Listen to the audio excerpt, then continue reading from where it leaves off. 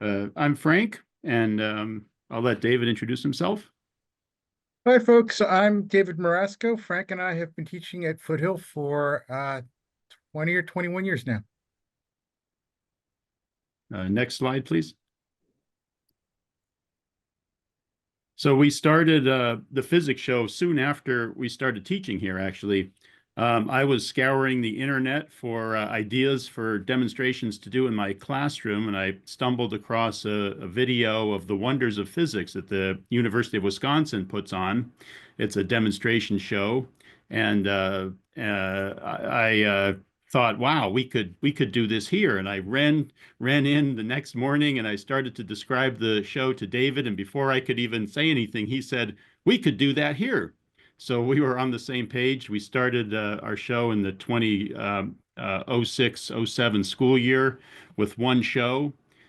We in our largest lecture hall, which seated 200 people. So we had a little less than that in the room.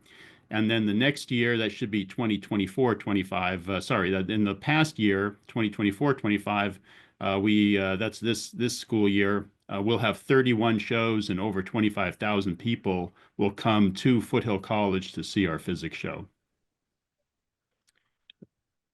Um, in that time, we've done a lot of growth, and importantly, we've kind of changed our model. The first time we did it, it was just instructors. It was a free show. Everybody come on down and see something that the physics department is doing.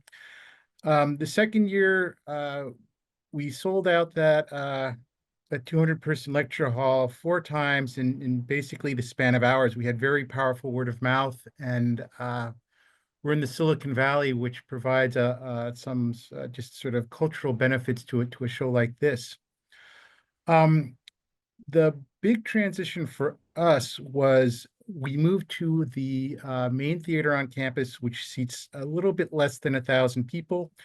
Um, when we had free tickets, what that meant was a low barrier to entry, but also a low barrier to exit. So we'd have a lot of no-shows in a 1,000-person theater. Even a 10 or 15% no-show rate is a lot of empty seats. So we started charging a very small fee. I think we started off at $2 for tickets, simply to make sure that people who said they're going to be here showed up. But that actually enabled us to do something more interesting. So Frank, do you want to talk about the transition to field trips? Sure. And maybe we bring up the next slide here. Well, actually, this talks about our growth. So we started out in year one with less than 200 people, and then 800 people year two, and it just keeps growing. The last 4 or 5 years, we've had over 20,000 people a year attend, and this year and next year will be over 25,000. And so, we crossed over 200,000 cumulative attendance last year, and we'll break 250,000 cumulative attendance for our 20 years next year. Of course, we missed a year due to COVID there. Year 15 is missing due to COVID. Next slide, please. Yeah, so our goal here is to excite people about science, and it says young people, but when you look into the audience, sometimes the adults look like they're having as much fun as the kids. So everybody comes out excited, we hope, about science, the kids especially. And then what we wanted to do is get people whose parents weren't taking them to a science show on the weekends. If your parent is taking you to a science show on a weekend, we're not worried about you. You're in good shape. We want to hit the kids that don't have that opportunity, and the kids whose parents didn't go to college, the kids who aren't walking around in their parents' Stanford T-shirts and things like that. And so we target a lot of the Title I schools in our area. We bring them here on a field trip because, as David was saying, once we started charging even just a few bucks, so many people were coming to our show. We actually had some real money we could do something good with. And so we brought these Title I schools in on a field trip. We pay for the buses. The buses are very, very expensive. Some of the teachers tell us this is the only field trip they go on because they just can't afford the transportation. So we pay for the buses. We put on the physics show for the kids, and then the physics show is really an excuse to get them on our campus. They get a tour of our campus led by one of our current Foothill students, and they get to interact with them. If you've never been on a college campus, it might be a scary place. You don't know. But they come here, they see it's welcoming, it's beautiful. They interact with our students, they see they're real people like them, and they leave with a Foothill College Physics Show T-shirt. Now they have every kid that David likes to say. Every kid now has a T-shirt with the name of a college on it, and that T-shirt has nothing to do with sports.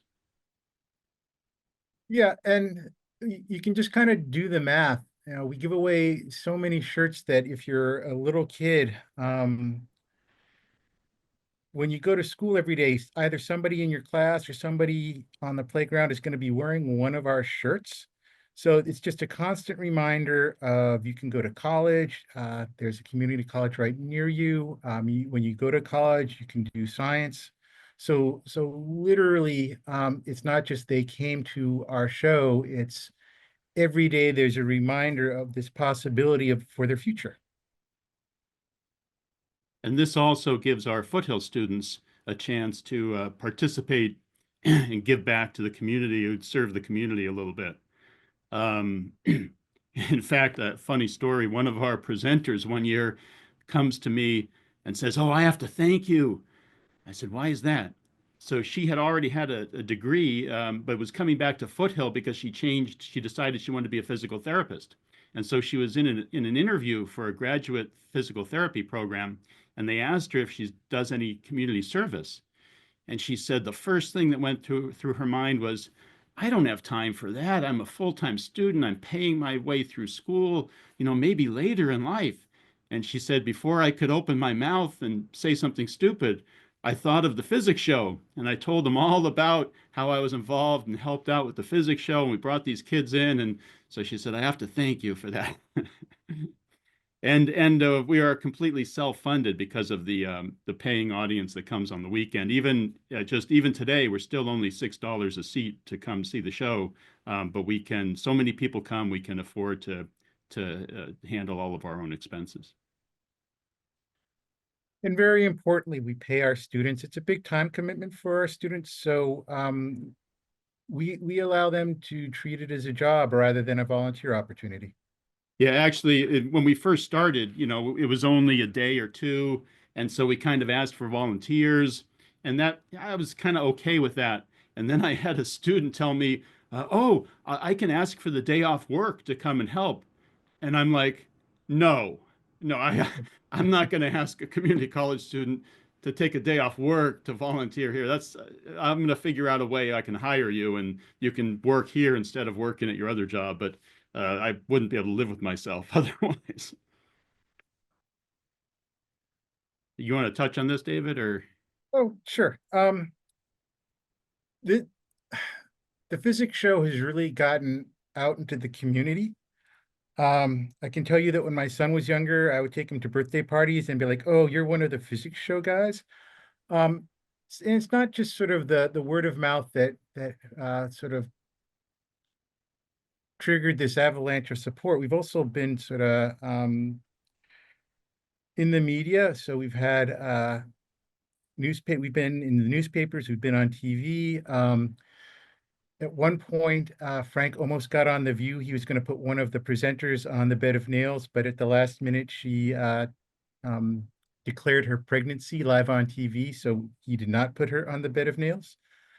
We also do road trips to other places. Silicon Valley is a great place to do a science show, but we also recognize that if we go 100 miles in almost any direction, we're hitting rural California. So we will go out to other locations and do outreach just sort of beyond the confines of the Silicon Valley. And what was exciting for us is that the Physics Force, which is probably the biggest physics demo show in the country, they're run out of University of Minnesota. They have these big grants from 3M.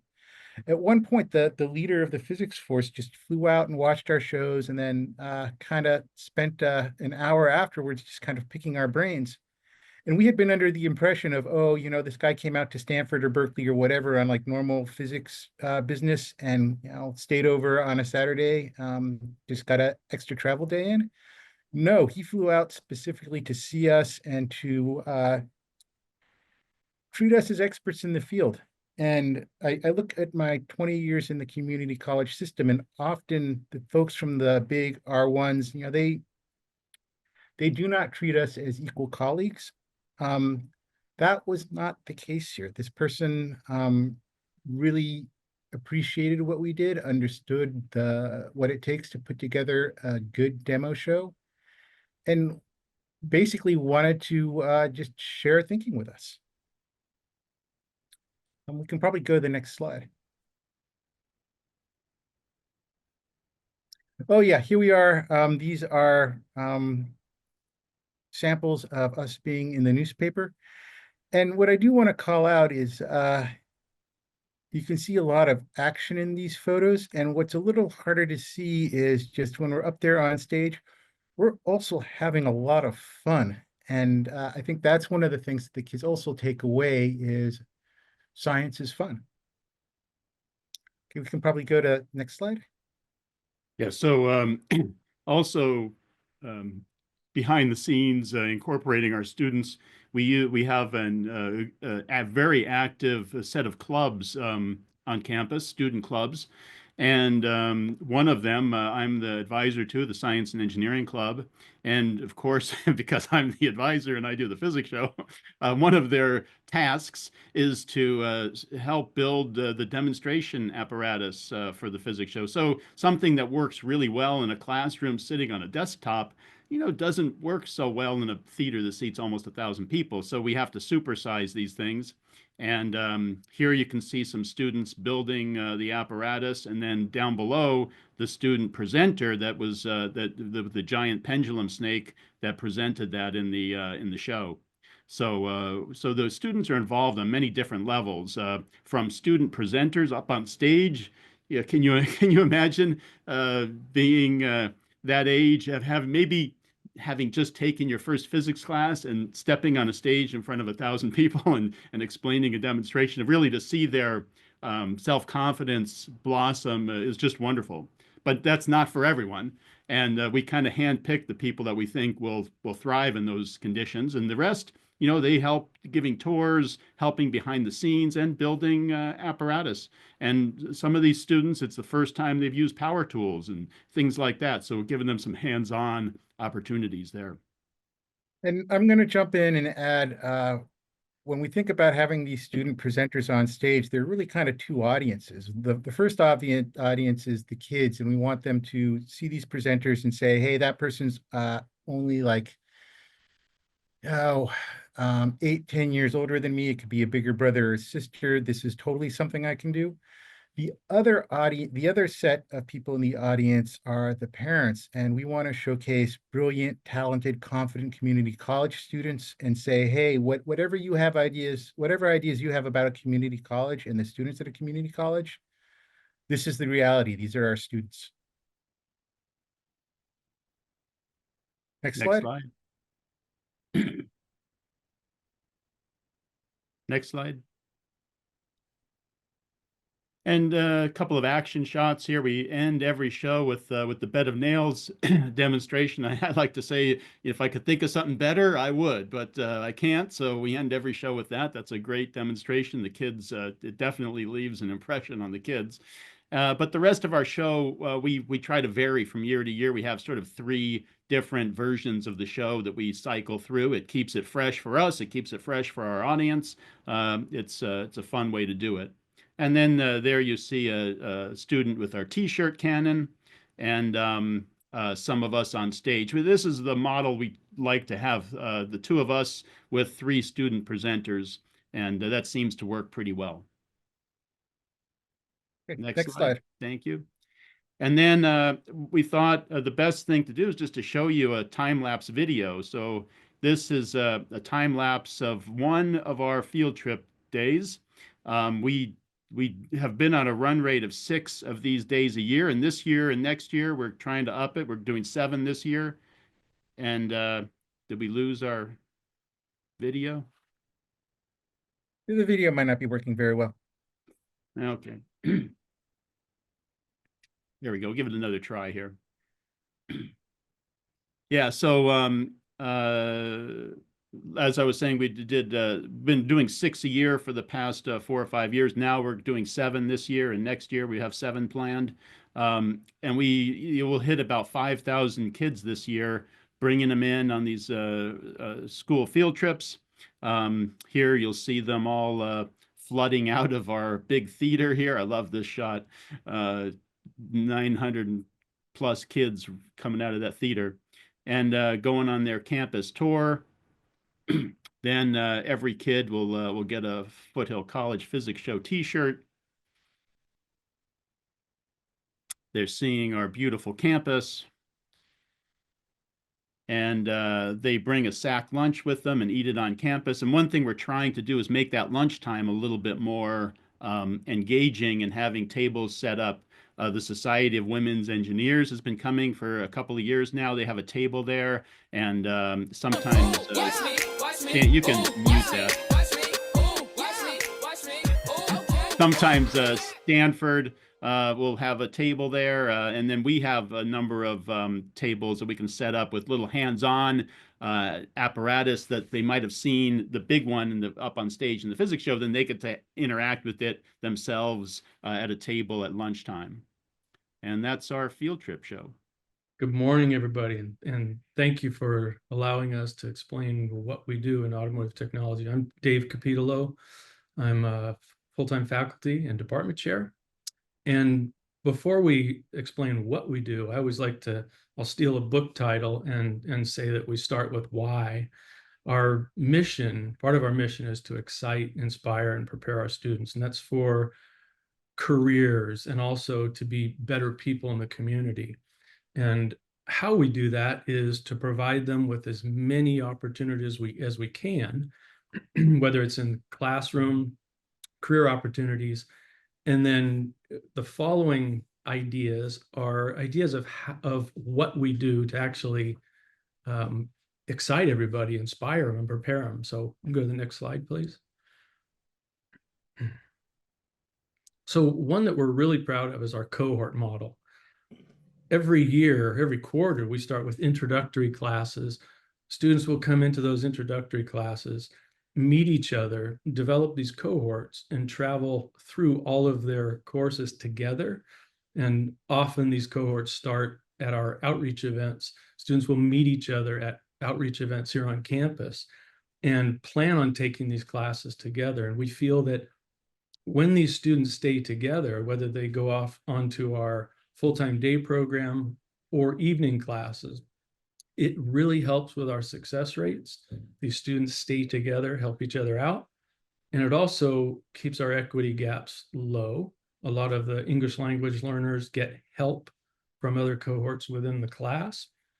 As they travel through all of our different programs, they're also achieving certificates of achievement advanced, and then staying together even longer, sometimes for 5 years. They take their general ed courses together and actually earn associate's degrees together. I've seen students walk in front of my office with yoga mats going off to a yoga class together. We're also pretty proud of our industry partners, the OEMs that are listed there. They all pretty much provide our students with access to their factory training. So students will go online, do the training modules that are typically reserved for employees only. This will help with employment opportunities. And if they do get hired, sometimes they'll get hired at a higher level other than just entry level. Most recently, we had a 2-year-old Ford Explorer donated from Sunnyvale Ford. So we get lots of donations from the OEMs. We also have 2 relatively new certificates in autonomous and electric vehicle technology that we offer each credit and non-credit. And these are 2 certificates that we developed with Neuro, just like that picture you see there, that combines automotive technology and CIS courses. Next slide, please. Our apprenticeship programs. We have some longstanding apprenticeship programs with the city of San Jose with their union of technicians, and also with the local 1101 machinist unions, which is all the South Bay dealerships that are part of that union. What we found now is with both of these unions, the apprentices that come to our program amount to about 6% of our total enrollment. So we try to take care of those folks. And a lot of times with the city of San Jose, we do get invited to their graduation ceremonies when the apprentices become journeymen. Next slide. Our non-credit classes, we started in fall of 18. We started with 3 classes and 1 certificate. Now, up to current quarter, we average 10% of our entire enrollment is from non-credit enrollments. And we currently offer 32 non-credit courses and 13 certificates of completion. And a lot of these students are brand new to our department, and they probably otherwise would never have become students other than this opportunity for non-credit classes, which is very important that they're free. And then the last one that I want to talk about is our new baccalaureate degree, which will be starting next fall, in fall of 25. It will be in automotive technology management.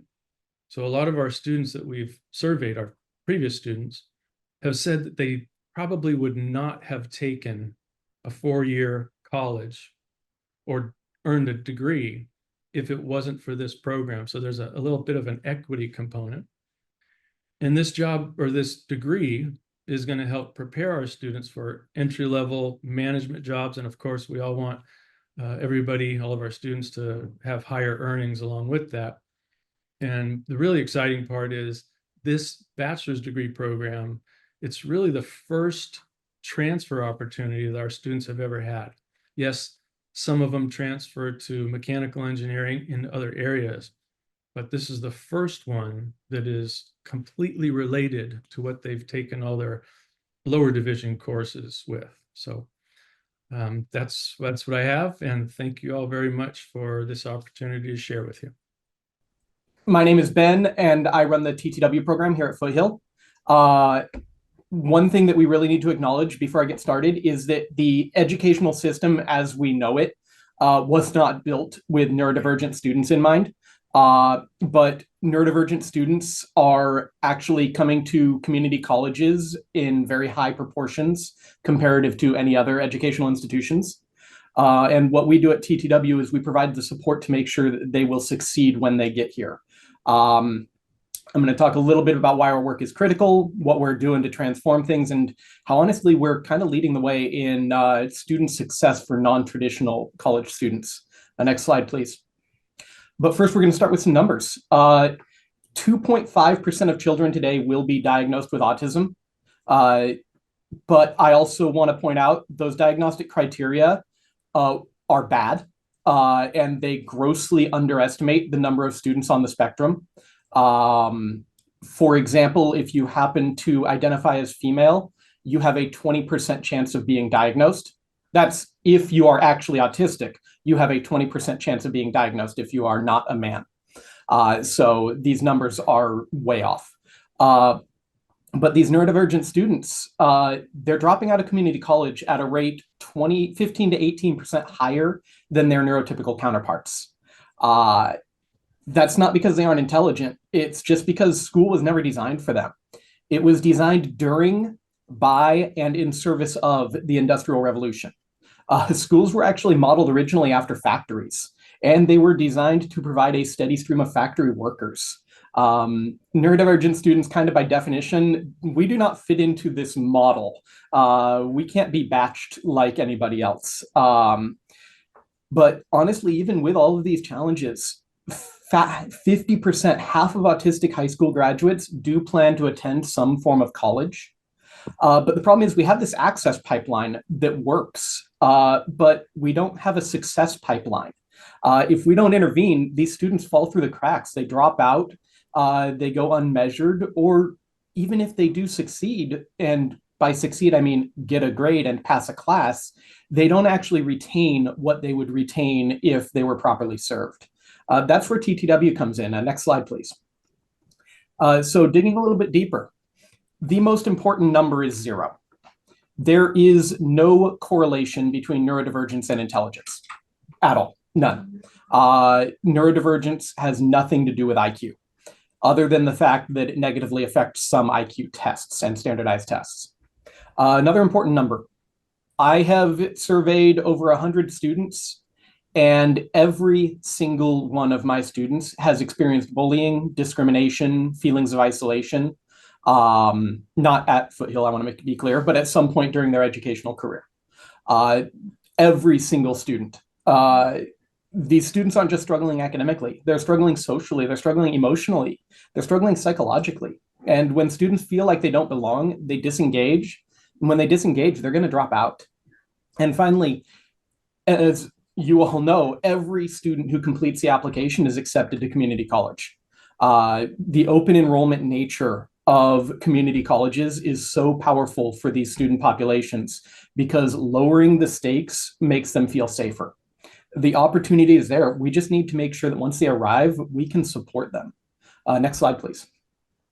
So what this means for Foothill, community colleges are uniquely positioned to lead the charge in addressing the neurodivergent success gap. A few reasons. Number one, we have flexibility. Unlike the four-year institutions, we can innovate rapidly and tailor programs to students' needs. Anyone who's seen me in the curriculum committee knows that my definition of rapidly is different from some others, but we're still faster than the 4 years. We have accessibility. A lot of students, when surveyed, they enroll in community colleges because we offer a lower pressure, more supportive transition into higher education.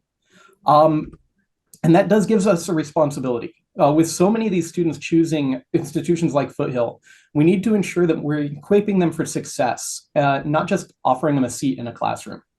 Next slide, please. So what is TTW? We are a one-year cohort-based academic program designed to support neurodivergent students and students with disabilities as they transition into adulthood. Our goal is pretty simple, actually. We give them the tools they need to lead independent, fulfilling lives. And I do want to acknowledge that I've kind of jumped between neurodivergent, disabled, and autistic. In the Bay Area especially, most of my students are autistic, but that isn't the only students that fall under the category of neurodivergent. The term neurodivergent was originally defined by a 16-year-old autistic girl. And it is not a medical term, but it is a blanket term for most of my student population. The way we help our students, we help them understand how they learn and how to advocate for their own success. We give them real-world job and career training, so they aren't just educated, they're also employable. And we strengthen their executive functioning, their social skills, their problem-solving abilities, so they can confidently navigate adulthood. Honestly, we just raise the level of support and give them a home on campus so that it's not quite as intimidating.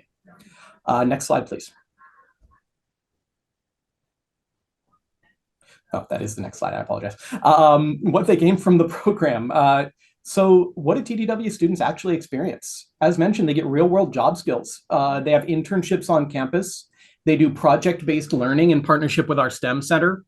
They also get skill building, everything from workplace communication and teamwork to technology to how to be in line at In-N-Out Burger and know if you have enough money for the double, the fries, and the milkshake, or if you're going to have to skip the milkshake. Never skip the milkshake, but that's beside the point. Back one slide, please. They get social and communication skills. Neurodivergent students often struggle with self-advocacy, relationship building, navigating professional spaces. We teach our students how to speak up for themselves, how to handle challenges, and how to engage meaningfully with others. And most importantly, again, we give them a game plan for the future. Every single student leaves TTW with a clear, individualized plan, whether that means transitioning into mainstream college courses, entering the workforce, or moving into an independent living program. Whatever they choose to do next, they'll do with confidence. Last slide, please. So our students go all over the place after TTW, honestly. These are just a couple of examples, but again, I've graduated 100 students in the last 5 years. Carter, class of 23, is a freshman at Cal Poly San Luis Obispo now. Clarity, what's class of 24, she is a teacher's aide at Landmark Elementary School, which is an elementary school for the deaf. Dashel, who you see in the top in this picture, he graduated last year. He's spoken at the United Nations. He's spoken to companies. He's spoken to police forces. He has spoken literally all over the world for disability rights. And he is taking classes here at Foothill still, along with Maya, who's the one in the bottom photo there. She's earning her associate's degree right here at Foothill. For each of these students, success has been defined very differently, but each of them has achieved success, and they're living proof that when we invest in the right support system, we really can change lives. I know that sounds a bit preachy, but I really believe in it. So here's the TLDR takeaway. Our students are ready to succeed. They just need the right tools. And a lot of our students, half of our students, do not have a high school diploma. They were put on a certificate track, and with TTW, many of those students realize that they are absolutely capable of achieving way more academically than they were told at K-12. Community colleges like Foothill, we are the main place where this change is happening.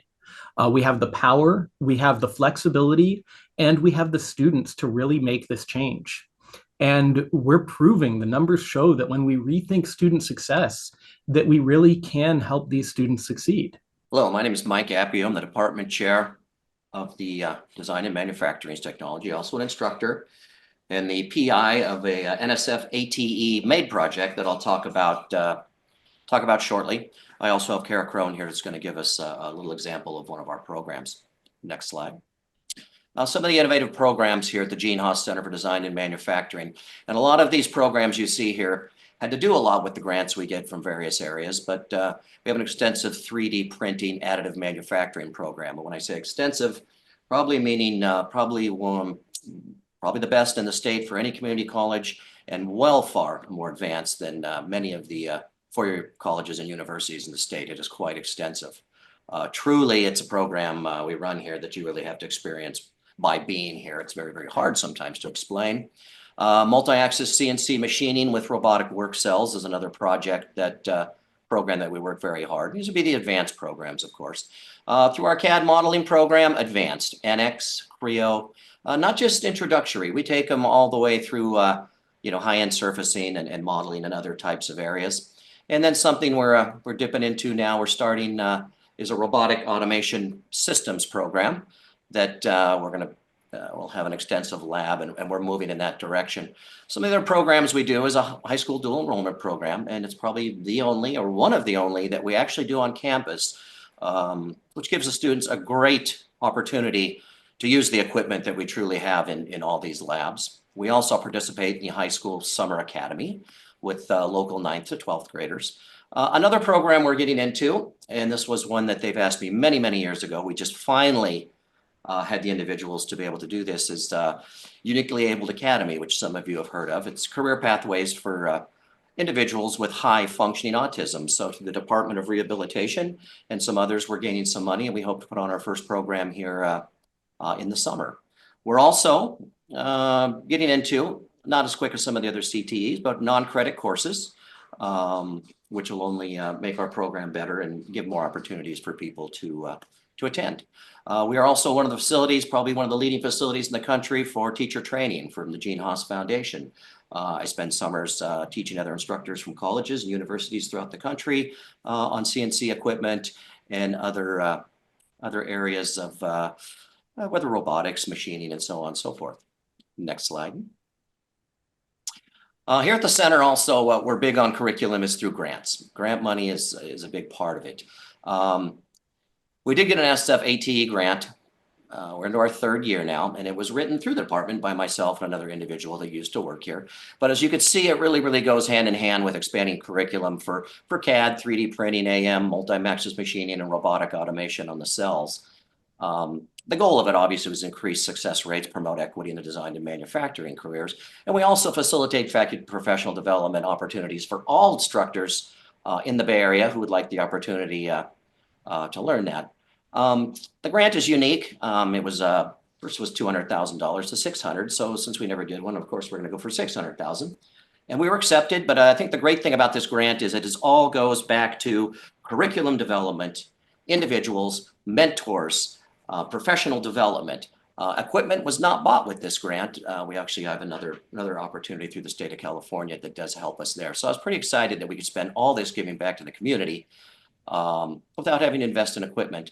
And then, of course, if it hasn't been mentioned, it will be mentioned, another Silicon Valley Advanced Manufacturing Partnership that Foothill has. I'm excited to have a collaboration with them in the machining end, so we can work with career pathways, curriculum, stackable credentials. So a part of our program comes from outside money, donated money, and we stay strong. Meeting with the evaluator on Friday, we have this automation program we want to start. They're recommending that we move into a potential AT-NSF grant in that area. So the future looks extremely bright there. Next slide. We have a great industry partnerships. I didn't even put in the instructor partners what the Gene Haas has done and Haas and the foundation has done, making $1 million donation in 2018. But our extended partnerships, as you can see in the area, whether it's Apple, Meta, Google, Intuitive Surgical, NASA Ames, many of the players here in the Bay Area that we work with. Some we work, more intensive with others at times, but it comes around. For example, now Northrop Grumman in the defense area is doing a lot for submarines and aircraft carriers. So we're really involved with them now. They're probably at the top, needing like 85 machinists here in the next 2 years and several other individuals. So we do have an extensive one. I didn't even get a chance to mention many of the more local manufacturing companies, the small ones, the hundreds of companies that we support here. So it's a very industrial partnerships. Next thing we did through the grant and a grant opportunity, and some of you have heard this, is called BUILD, Business and Industry Leadership Teams. It's like we consider it to be an advisory on steroids. So we take knowledge, skills, and abilities, and it's not just a meeting where people come listen to us and say it's great. We put all these skills and abilities. We did it with our 3D program and additive when we started it. The program's really strong. I mean, it's online voting. Everybody's there. Everybody's live. We go through our knowledge, skills, and abilities all the time in the additive, and we're working on the other areas now. But it's very interesting because we're going through questions. They're actually voting. They're voting on which skills and the knowledge that we teach in the course outlines live on a rating from 1 to 5. From there, we adjust our curriculum as fast as we can to meet the demands, because the demands are changing every year. Another way we do with NASA and Ames Research Center is we work with the NASA's Hunch program. It's project-based learning opportunities for students. You can see a picture there on the right, brackets. These brackets here actually will go on the International Space Station. We're probably one of the only community colleges. They do a lot with high schools in culinary and other things, but in the manufacturing area, we're probably one of the only community colleges that works with them on the actual parts of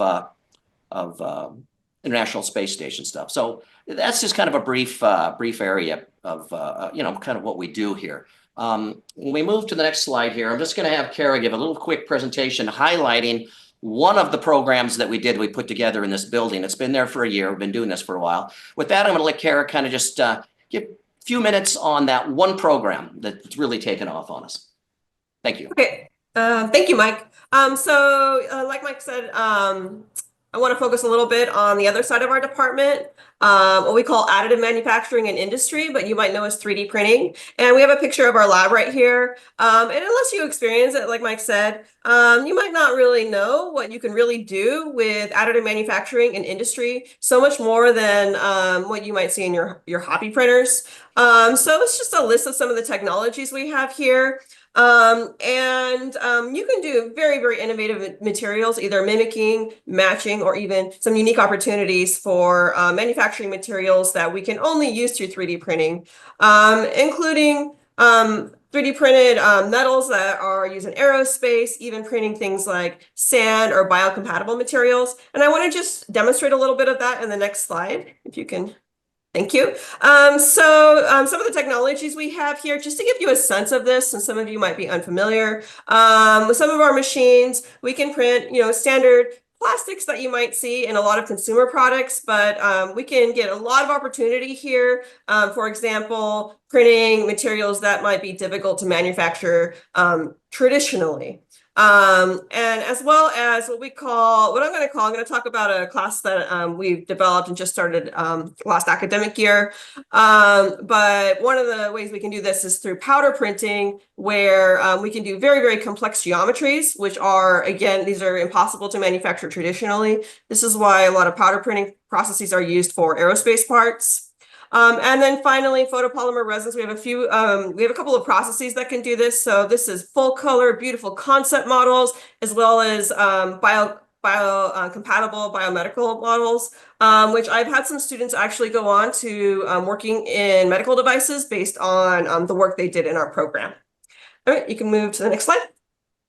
All right, so this is basically synthesizing some of the coursework or the program that we're teaching here in the additive manufacturing side of this program. Before I talk about some student projects that I'd really like to hone in on, we do start with a survey of industrial 3D printing processes. The students get to do a lot of projects as well as learn industry applications, guest speakers. This is where they get a taste of all of these unique industry processes that we're doing here at De Anza. After that, the students really get to go focus in on these career skills that they have taken on to industry. One of them I focused toward product development and testing. So a lot of our students are really they're interested in engineering, they're interested in design. So I take them through the product development process from developing concepts in a project team to right before you would actually go into product release. So they mimic that process and go through design reviews, working toward our technician class to finish out the certificate program. And the new class is DMT 57, which is what we call design for additive manufacturing. And I'm really focusing in on some of those unique opportunities that you can gain through additive manufacturing or 3D printing. Okay, next slide, please. Okay, so here's some of the student projects they've done in DMT 54, where they get to go through the product development process as well as learning some advanced industry software.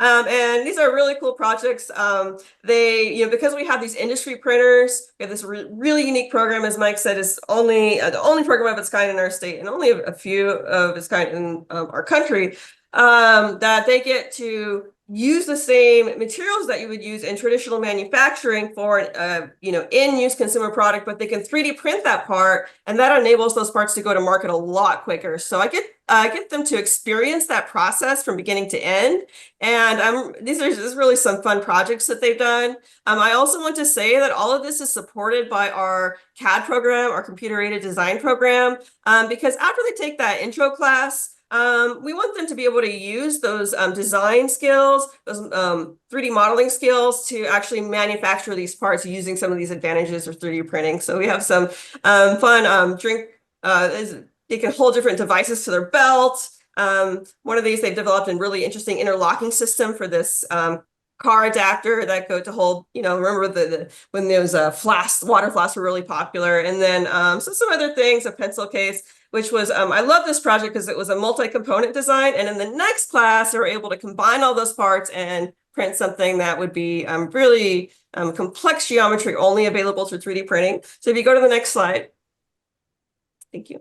Okay, so just want to end here. So this is where 3D printing really gets to shine. So these students have all gone onto some really amazing things. So on the left, this student, she actually took the class on a whim and has gone on to Pratt School of Industrial Design based on portfolio work she did in our program and is working in their 3D printing lab. And you can see the really beautiful textures on this clamshell purse. In the middle, this student, that's actually a glass-filled resin material. He brought that to his interview, this hanging lamp he developed, and he's now working as a design engineer for a plastics company. And then on the right, the student is a runner, one of our dual enrollment students, and he's really interested in these lattice structures that can absorb different forces. So experimenting with shoe soles, different types of shoe soles through additive manufacturing. So this is some of the really beautiful stuff and unique manufacturing opportunities that we can gain through our program, and I'm really excited about the work we're doing here. I hope you'll come by and check us out. So thank you. Good morning, and thank you for the opportunity and sharing our work. My name is Chris Allen, Dean of Apprenticeship Programs at Foothill College. I'm gonna I'm pass Mike it Hill, along. Mike Hill from Applied Materials. And thank you, Mike, for joining us today. And next slide. And really, we're here to speak about our semiconductor apprenticeship pathway. This was the first semiconductor process technician apprenticeship program with Applied Materials in California. And a little bit of fun, California community colleges chip in for the CHIPS and Science Act. Next slide. Before we begin to speak about the semiconductor pathway, we really have to go back in time and really celebrate the innovation of the Foothill-De Anza Community College District and Foothill College in 2018, creating a new administration position for the apprenticeship programs. And with this creation, we became a division. And this is unique to have an apprenticeship division on a community college campus, really signals to the community and the college of our commitment and workforce development. And we are laser focused on workforce development and apprenticeship, housed under our Foothill College Workforce Development Department under the leadership of Associate Vice President of CTE and Workforce Development, Teresa Ong.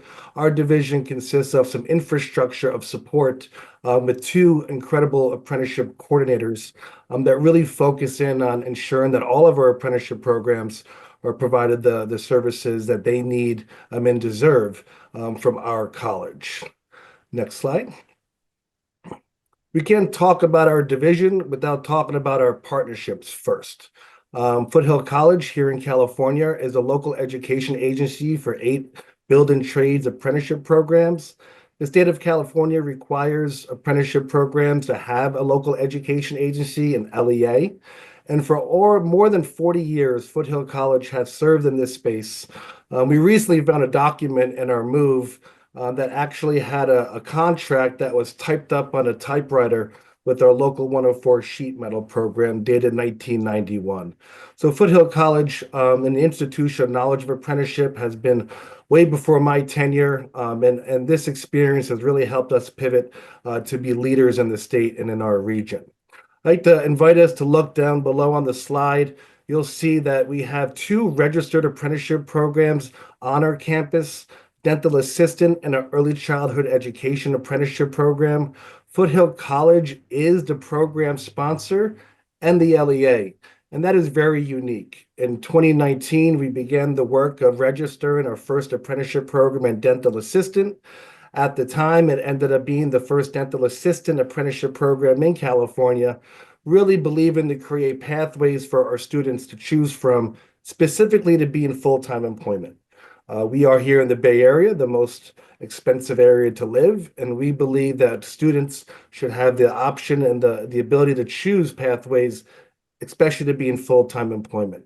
We have an active early childhood education apprenticeship program as well, and we're currently going under a self-evaluation with the Division of Apprenticeship Standards. Next slide. Foothill College has all their apprenticeship courses to be credited. We have certificates of achievement and 8 associate degree pathways. The state is currently moving to have all colleges offer 4 credit apprenticeship courses. We are way ahead of that. We are looking at credit for prior learning in an innovative way for our building trades partners. We issue about 300 to 400 certificates of achievements on an annual basis. I'm proud to say that we have increased our associate degrees by 3 times these past 2 years. We're projected to double our associate degree outcomes each year, the next 3 years, with the goal of having at least 100 associate degrees issued to our building trade programs by 2030. We have some innovative credit for prior learning projects that are currently underway, and hopefully we can share that maybe at the next presentation, the next couple of years. Next slide. So we can now talk about the new and innovative apprenticeship program in the semiconductor pathway. We had to really lay the groundwork to talk about the infrastructure and our commitment to serving our workforce development in our region. And in 2021, we began a conversation with the semiconductor industry, really just talking about apprenticeship and really talking about different models. And because of our technical expertise and because of our footprint here in our region, Foothill College is a leader. And that conversation led to an opportunity to apply for a California Apprenticeship Initiative grant. And we partnered with the SEMI Foundation, who had access to 3,000 companies globally in the semiconductor industry. And that conversation led to a grant application that led to an award in early 2022. In February 2022, we were issued a pre-apprenticeship California Apprenticeship Initiative grant and an apprenticeship implementation award. That grant didn't start until July 1st of 2022. However, we did not wait. We went right to work and we began the work the next week engaging with faculty. We were fortunate to engage with faculty who had a lot of experience. Our chair of the engineering department, Professor Sarah Parikh, worked in industry for quite some time. And when you have faculty that have that experience, we're really able to expedite the process of developing new curriculum. And that's what we did for the first 6 months. We did a landscape analysis to identify the occupations for the apprenticeship. And that is engaging with local employers, looking at LMI, and really engaging in conversations that look at trends to 3 to 5 years out. We identified 2 occupations that were apprenticeship ready.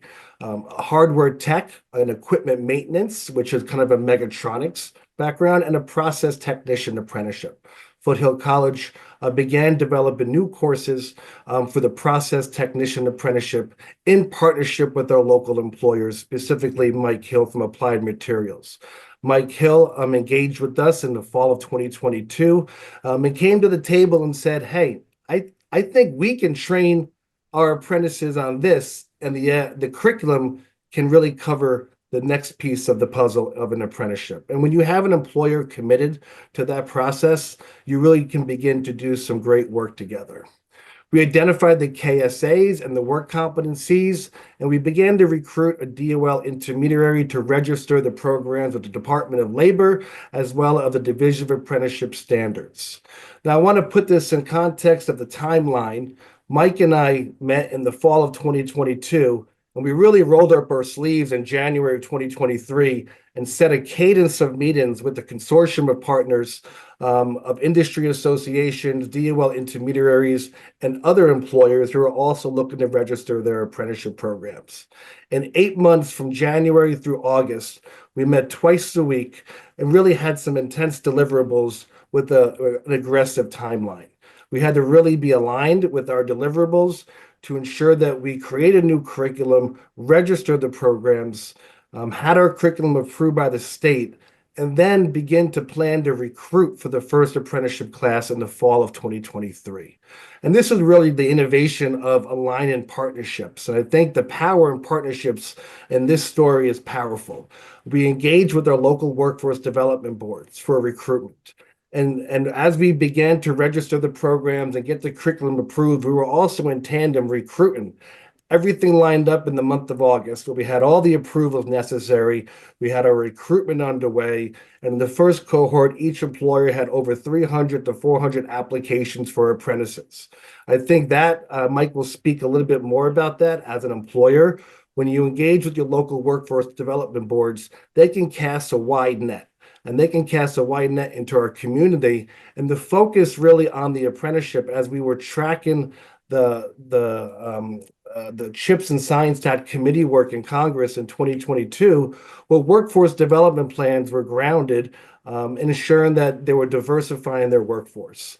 And so there was a lot of intent behind ensuring that we were going to stay true to the CHIPS and Science Act legislation, and companies and employers were committed to ensuring that they can work closely with their local communities.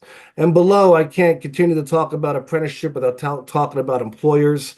We have a consortium of 4 employers here that we're in partnership with. We recently launched our 3rd cohort in less than a year and a half, this past January. And the companies here have also recruited other companies as well. We have 3 other companies that are coming on board with a consortium of 7 employers and looking to actively recruit more.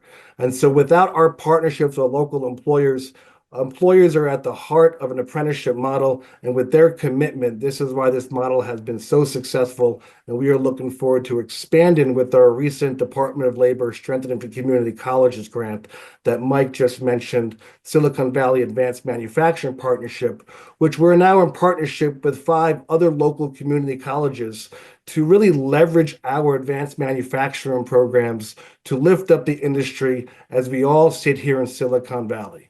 So when we think about workforce development, you really have to think about it from a regional lens, really use data to kind of drive your motivation. And we are here in Silicon Valley with some new clean rooms, and Mike can speak about his new Epic Center from Applied Materials, and expect an increase of process technicians and hardware techs, equipment maintenance positions to be on the rise in the next 3 to 5 years.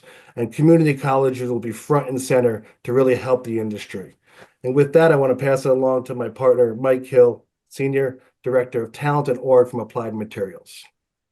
Thanks, Chris, and thanks for the setup. Excellent setup. I'm just going to spin through a couple slides here to show you what's been going on with our current process technician program. You can see from this slide the amazing diversity that we've been able to attract to our company, and the wage ranges that starting wage for our entry level is 25, but we have quite a range of wages here in our first programs. We had 10 graduates in December. We have probably another 9 or 10 coming up here in late April to May. And maybe go on to the next slide. What I do is I also ask for feedback, not only from the apprentices, but from their managers and mentors. And you can just see here some of the input I've received from the apprentices about their learning and appreciation for this opportunity. And many of them are thinking about moving on to an associate's degree. Many of them don't have any kind of degree except high school. And so this is very encouraging. And then the next slide is talking about what the managers have said. And I asked them specifically, what have you noticed about our apprentices? And they all are recommending that we continue with the program. And they're also talking about the skills and the behaviors, confidence, motivation, et cetera, that they've noticed from the graduates. So this is very encouraging. Really think this is a wonderful outcome. And then finally, this is a picture of our graduation ceremony at Foothill. And this is a very large group of people. There was 80 people there. So you might notice on the far left-hand side, Adele Burns and Douglas Howell from the USDOL, Adele from DAS. But this is our apprentices in the middle, and then a bunch of people from Applied Materials. It was a wonderful ceremony. So by the way, I'm very impressed with what Foothill-De Anza Community College System is doing from the previous presentations. And we look forward to working with you in the future as we bring up our Epic Center in Sunnyvale, which is going to require a few hundred new technicians just to man that facility, and engineers too. So thank you for the opportunity to talk today. Thank you, Chancellor Lambert. Hello, everyone. Thank you for having us. I'm Eric Mendoza, Dean of Physical Education and Athletics, along with Joe DiAugustino, our head football coach, FAST coordinator, and faculty member. And we are honored to highlight our De Anza College Football Academic Success Team.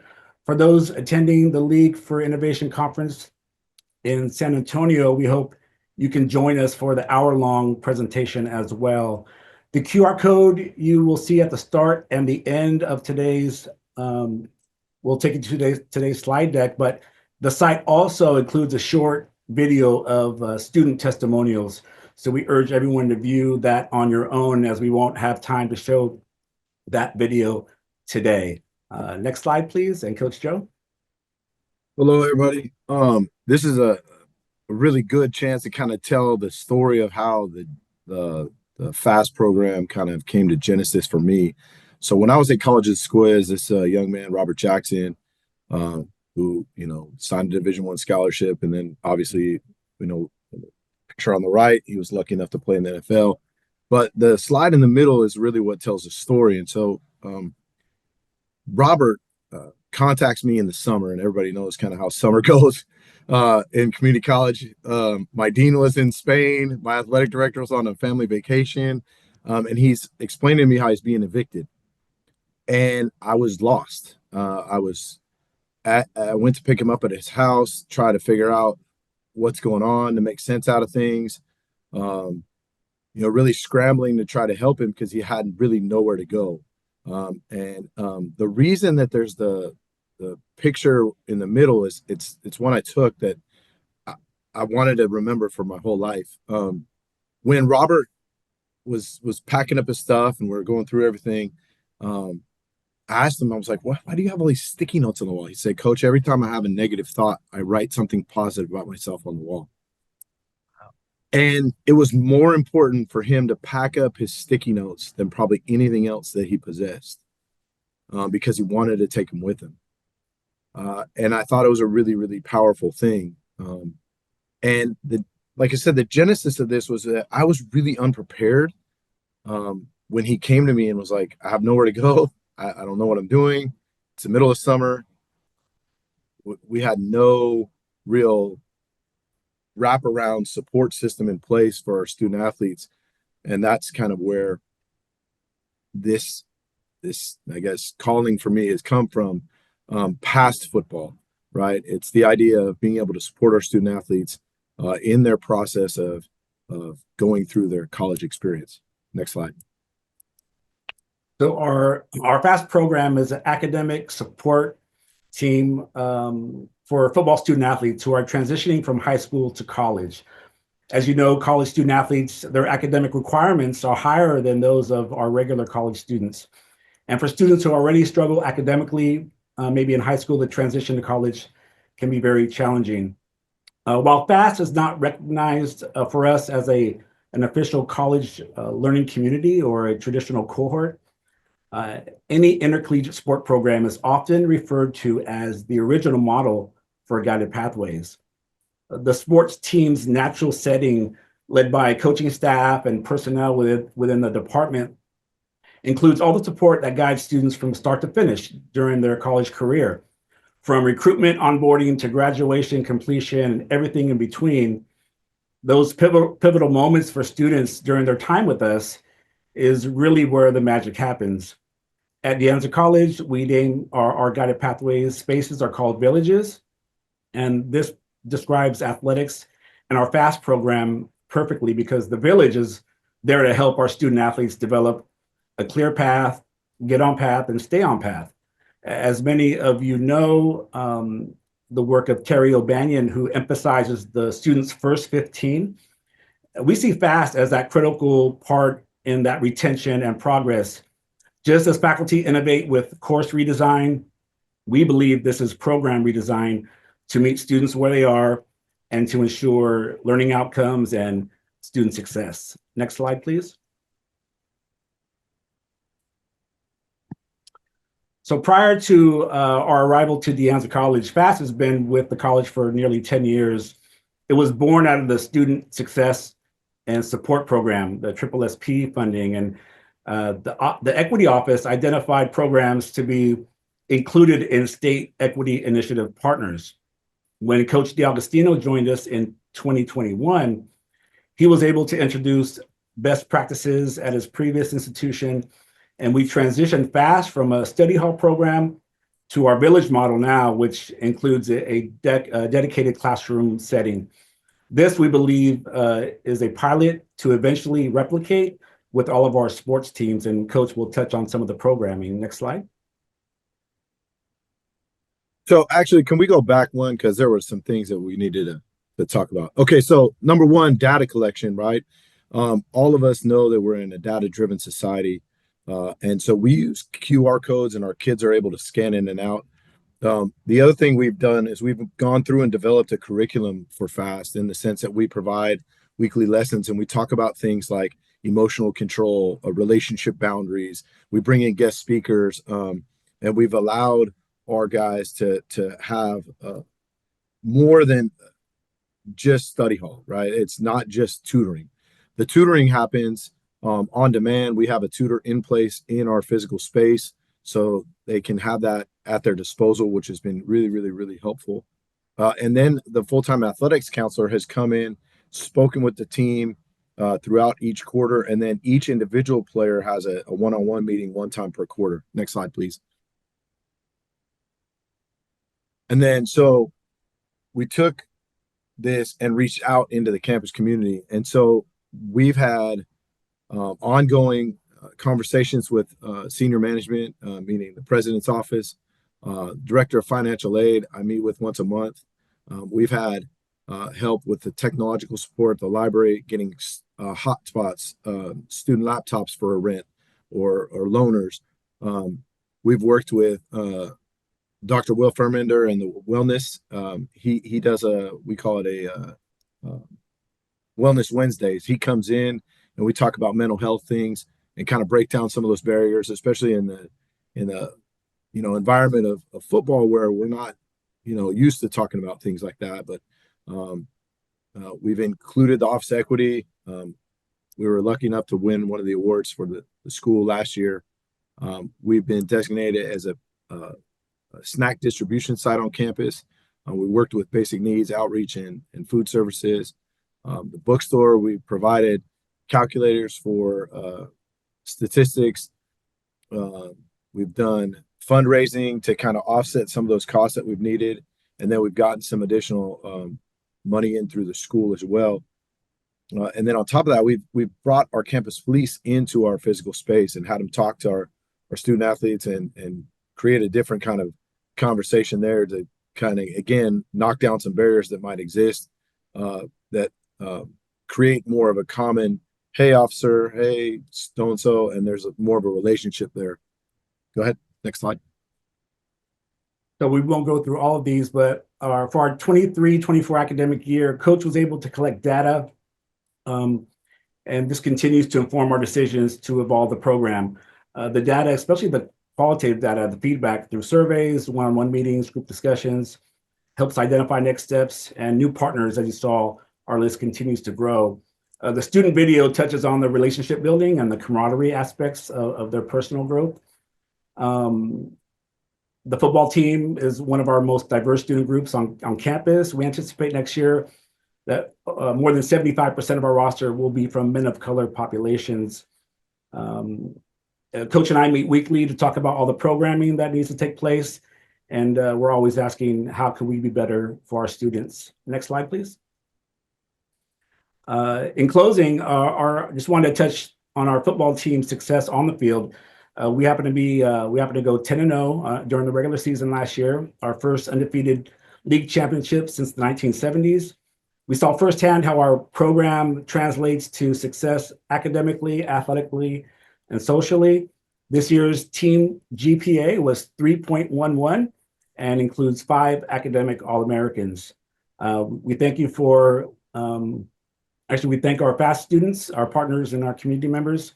Thank you all for having us, and we look forward to the rest of our time together. Hello, everyone. Okay, I'm on. Great.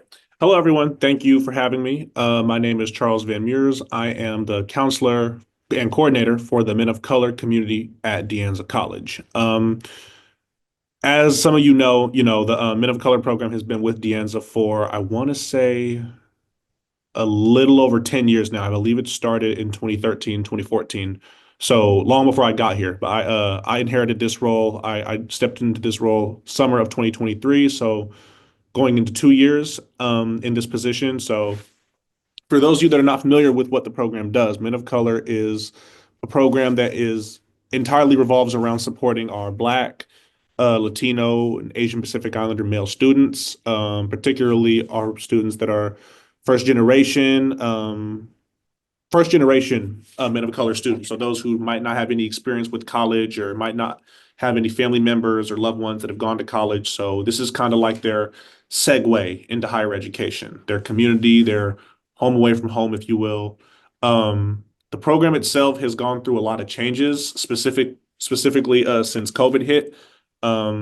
So what I'm doing now is I'm overhauling the program in regards to like bringing a lot of funding back, bringing a lot of old traditions back that we used to do. So the program used to be known for doing a lot of college tours. So that included taking students to the universities, surrounding universities like UC Berkeley, UC Santa Cruz, San Jose State, Cal State East Bay. So a lot of the local universities, just to show our transfer students what life could be like for them if and when they decide to transfer. You know, some students decide to go the associate's degree route. Some students decide to go the certificate route.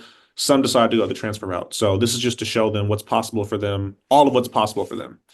Other things that the program does that we're still doing is check-in. So I have this series called the Chopping It Up series for our Men of Color students, where it's a social event. So about once a month, I have our students come in for just to check in, right? A group setting, just to check in, just to see where everyone's head is at. And we might talk about what's going on you know, what's going on in the news today, what's going on with, them personally. More often than not, it's a space for students to like unwind, and just be together in a non-academic space. So we don't really talk about academics that much in this setting. This is more so just for them to decompress and get to know one another. The program is really big. At this point, it's a little over 200 students. So every time we have one of these events, somebody walks out knowing someone they didn't know before. And I think that's always one of the best parts of this program to me is students get to make good friends. They get to make good connections through this program, and those are connections that they'll take with them as they progress in college, not just at De Anza, but hopefully beyond. Right now, pardon me, right now, one thing that the Men of Color program, another thing that the program is doing right now is I have what's called unlimited drop-in appointments for the Men of Color students. So for those of you that are familiar with counseling, the students have to go online, make an appointment, schedule it. And because we have so many students and we only have so many counselors, unfortunately, that often looks like students won't be getting an appointment until like 2 or 3 weeks later. With me, I don't have that rule in place. So my unlimited drop-ins, I have my Men of Color students come in, they come to the front desk and they just say, I'm a Men of Color student, I'd like to see Charles. And if I'm in the office, they can come see me anytime, or they can just shoot me an email and we can get rid of all like the scheduling and the planning and all that in regards to booking an appointment. They just come in, I'll see them right then and there. And that's worked for me. That's worked for the program a lot because for a lot of these students, like I said before, they're not familiar with, what college looks like. So they might not know how to navigate SARS. They might not know how to navigate this or that. So by helping them just see a counselor right then and there, we're eliminating those barriers, right? And by eliminating those barriers, we get students to see that, yes, college can be scary, but there's help for you if you want it, right? There's support for you if you want it. There's a community for you if you want it. So yeah, I've had many of my students take advantage of that. I want to say I see about maybe anywhere from 20 to 25 of my Men of Color students every week. And it can get a little hectic, but I do enjoy it because, I get to see them and I get to keep up with them. I get to see what they're up to. I get to see what they might need help with, what they're doing good in. Basically, I get to be as hands-on with them as I need to be, as much as possible. And that helps them see that they're really not alone. And it shows them that, it's hard to slip through the cracks if you have somebody that's like right there with you, that's doing the stuff with you, that's holding you accountable and just checking in with you, seeing how you're doing academically and emotionally. As we all know, if you're not good mentally, if your mental health's not good, then everything else is gonna fall apart, so to say, I had a short presentation today, so that's really all I have. Oh, well, one more thing. So, as I mentioned earlier, the Men of Color program has definitely gone through some changes since COVID. One of those things being, the funding has definitely, I don't want to say dried up, but it's definitely decreased significantly since COVID. So right now, what I'm in the process of doing is, looking for additional funding inside and outside of the district, just so we can bring back a lot of those cool experiences, like, those college tours where we went to the universities. Um, yeah, that's pretty much all I have. I had a really short presentation today. I'm Jory Hadsel. I'm the Vice Chancellor of Technology here at the district, and it's my pleasure to introduce you to Dr. Marina Amini, who is our Executive Director for the California Virtual Campus Online Education Initiative. So she's going to talk you through what we're doing and the impact of CVC OEI, and then I'll follow up with the other two items here. So Marina? Thanks, Jory. Hello and good morning, everyone. Let's go ahead and go to that first slide, please. I always like to start with a story about Mateo. The next slide, please. And this is a student story that just helps us to remember what the purpose of our work is. So this is Mateo. He attends a rural, remote college somewhere in California, and many of our 116 colleges are very remote and very rural and small and under-resourced. He's majoring in business. He wants to transfer to a California State University. He's almost ready to transfer, but he can't enroll in his last two classes that he needs because one is only offered on site and it conflicts with his work schedule. And many of our students are working students, as you know. And there's an online option available, but it requires a $175 textbook. So Mateo's really stuck. He's very motivated, but he's also feeling very discouraged based on the options available for him. So currently his choices are pretty limited. He can wait and waste 1 semester or 2 semesters for his college to actually offer the class that he needs online and hope that it doesn't conflict with his schedule. Or he can take the really long route, which is not very appealing, which requires him to apply to another college, wait for admission, wait for an ID, wait for an email, an orientation, and you all know the deal. It takes a while, right? Both of these options are not very appealing for a first-generation student like Mateo and for many of our students. So this is where the California Virtual Campus comes in. Let's go to the next slide, please. So the CVC is a grant. It's a contract given to us to Foothill-De Anza Community College District by the California Community College Chancellor's Office. We are a grantee, but we support the entire system's colleges. So we support all 116 colleges and over 2 million students with course sharing. And we really ask the question, what if we made it a lot easier for students like Mateo? What if we made it so easy that he could just go on and take any class in any of these other colleges without applying and waiting and getting IDs and emails and all of the long bureaucracy that we've set up? So this is where the CVC comes up.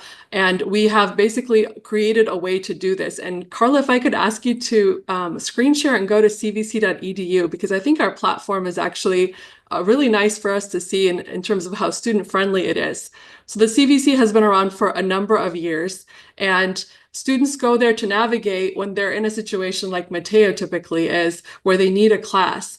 And they go in and they identify where their home college is. So this is where you're looking at here. So Mateo would go on and he would be looking for his class. And the first step is for him to identify his home college. So if you go down under that number 1, it asks Mateo to identify his home college. So he's going to pick Allen Hancock College. Let's just pick that first one, which is a smaller college. And let's pick CSU breadth requirement, because remember, Mateo's trying to transfer to a CSU. And let's select from that drop down the second one, written communication. So he's looking for an online writing class and he'll click find classes. And what we do is we search the inventory of every class in the state, not just his home class. And right now it's February, so you're not going to have a huge inventory, but we came up with 12 transferable courses. So pause right here. Go up a little bit. We first looked at his home college and we said, oh, looks like Allen Hancock does not have any classes that meet your criteria. If they did, we would show those to him first. And then we have a number of other colleges. Notice the first one from El Camino College has 4 units and it starts February 18th. So he could enroll today potentially and get going on that. The next one at Copper Mountain is the same class offered for 3 units. Both of these classes, you'll notice, have a little badge on them that say 0 textbook costs, because that was a barrier for Mateo. He couldn't afford the expensive textbook for the one offered at home. And so now we're giving this student an opportunity to start a class later, start it earlier, fewer units, more units, a 0 textbook cost. And when he clicks on the class that he's interested in, from beginning to end, Mateo will be enrolled in that class within 2 minutes. He doesn't get put in a queue. He doesn't get an email saying, thanks for your application, we'll get back to you. He is enrolled in the class through this course sharing platform. Let's go back to the slides, please. So The next slide actually highlights the engagement from students, because you kind of are asking, now that you have this amazing technology that supports the system's courses and supports students like Mateo, how engaged are students and are they actually using this technology? So let's go to that next slide, please. This slide captures the number of students currently using it. So if you look in 2021, 22, this was really when the technology was taking off. We had about 1,500 students using it, and we joked that a good number of them was the CVC team making sure everything was working. The next year, in 22-23, we more than quadrupled that number, and we had 6,500 students enrolling in this from across the state. Last year, we closed with more than 17,000, and this year, our goal is 50,000, and we're definitely on track. It's only February, we've already surpassed last year's numbers. So it's very exciting to see that this technology, the fact that it's being used tells us that students are using it and needing it and wanting to move forward. The most important thing is that little line above this table. 100,000 online courses are currently available for students to take this year alone. 100,000. So if you really think back to the inventory available at individual colleges, this far surpasses it and puts many, many more options into the hands of our students, which is very exciting. And mostly the students are then able to take those classes and transfer and meet their educational goals, right? That's the main thing. Let's go to that next slide. So a few other features of the California Virtual Campus in terms of what we do. What I've highlighted today is just the course sharing piece of it. That piece is kind of situated in a larger ecosystem of the services that we offer for the entire system, for the entire state's 116 colleges. It includes procuring and overseeing the contract for the learning management system, which happened through the CVC many years ago. We currently still oversee all operations for the learning management system. We also oversee the system's online tutoring contract, including professional development and support for the system. We also provide a separate contract for competency-based education to support students who are on that path. We partner with the California Community Colleges Foundation on something called STACK, which is the System-Wide Technology Access Collaborative. It provides a number of educational technologies at far discounted prices so that we save them money by pulling our numbers together. And then a large portion of what we do is also professional development. We have a site called @ONE, or the Online Network of Educators, and we provide no-cost system-wide professional development for the colleges. Last year alone, we awarded more than 2,500 badges to faculty and staff from the 116 community colleges. We're on track also to exceed that this year. We offered more than 60 facilitated courses for really important topics like accessibility in online courses, equitable grading practices, supporting LGBTQ students, artificial intelligence, informed pedagogical practices, and so forth. And so this is sort of part of the entire portfolio for the California Virtual Campus housed under Foothill-De Anza Community College District. Thank you. I'll stop there. Thanks, Marina. Jory? Yep. Thank you, Marina. And yeah, that's been just over a decade that we've been supporting the CVC with supporting the state, and we're really proud of that work and the impact on students and really the theme of streamlining the student experience. We can go ahead and go to the next slide. I'll talk with you a little bit about the new Digital Center for Innovation, Transformation, and Equity. And again, you hear that equity thread running through the work that we do here at the district and through the statewide work. This new digital center is a collaboration between the California Community Colleges Chancellor's Office and Foothill-De Anza as principal partners, really working to focus on some of the priorities in the Vision 2030 plan that's been outlined by the state chancellor, and really centered around generative AI, future of teaching and learning, emerging technologies, and really creating a laboratory for prototyping, evaluating, demonstrating efficacy and impact, and scaling innovations that can impact our students and our colleges across the system. And we're doing this starting off really with no funding, in at least nothing, no allocation in the way we would typically get that. We're looking to bring in philanthropy, bring in partner districts. We have 8 founding partner districts that are banding together to support this effort.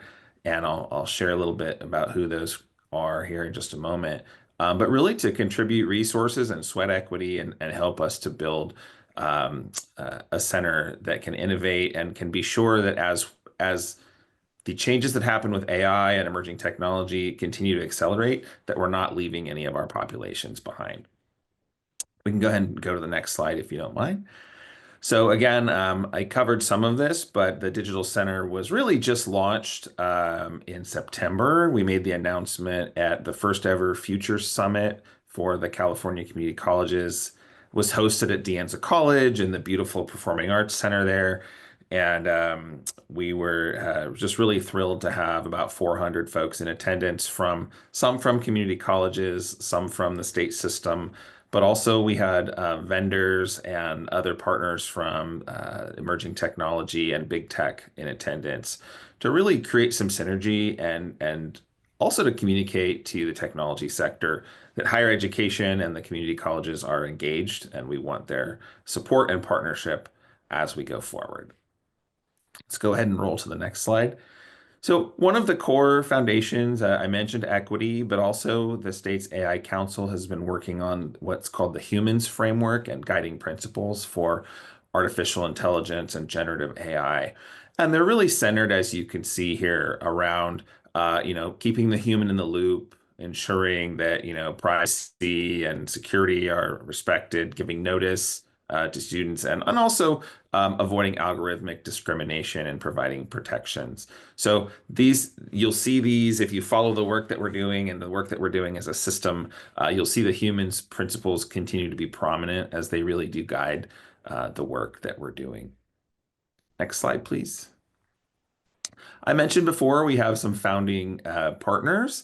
So you can see we're hitting lots of geographic regions and different types of districts and size and population and demographics. Here we have 2 additional contracts pending, but we're really very excited to work with these innovative districts that are leading in different areas of technology, of workforce, of other areas that we can leverage those strengths collaboratively as we go forward. So for the Digital Center, there are some initial areas of focus, right? So these are kind of the pillars here. You'll see digital inclusion, obviously being huge. We want to help bridge the digital divide and help springboard some of our most disenfranchised populations to leverage AI in ways that, historically they may have not benefited as much from technology innovation. So we really want to focus on the digital inclusion. Workforce development is a huge component of this as well. So how do we leverage AI? How do we partner with industry to be able to help prepare Californians for the jobs that they'll need in the future, whether they exist or not already? And so we're really excited about that. And how do we work, for example, one of the initiatives we're pursuing right now is a regional cybersecurity center that would have a live fire cyber range that can become a community resource that can serve our colleges, serve our curriculum and our students who are engaged in those courses, but can also serve the community and the industry around us. And not just at a district level, but probably at a regional level, and become a model for other regions of the state to deploy. So those are the kinds of projects that we're very excited about. We're focused on, I'll talk a little bit here in a moment about our AI fraud detection pilot in some detail. But I want to spend just a moment talking about kind of the back end infrastructure and the vision for our system-wide technology as well. And the Digital Center will play a huge role in knitting together this ecosystem, not just with AI, but also with emerging technology. And a critical component of that is what we call the Common Cloud Data Platform. And this is one of the pillars of the Digital Center as well, which is we know as a system, right, both at the district and at the state level, we need to prepare our data for the generative AI age, right? If it's fragmented, if it's in silos, it makes all of that much more difficult. So we have a pilot right now with 6 districts that is running to migrate our data to a common cloud as a demonstration project. And if we can demonstrate the efficacy and one of the outputs of that will be not just access to those for those districts to their data and to some general data, but also a chancellor's office dashboard that gives them more real-time insights to what's happening around the state.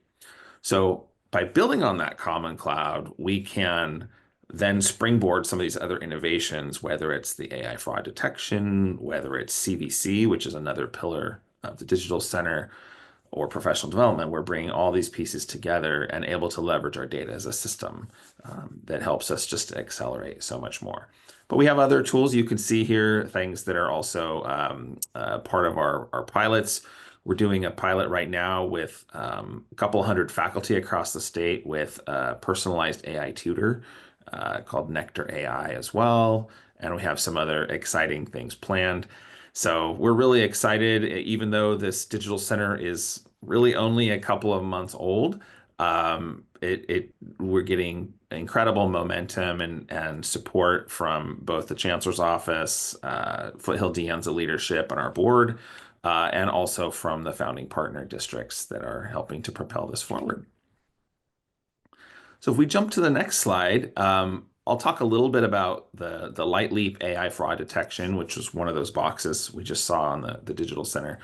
But it's worth just going a little bit deeper for just a couple of minutes.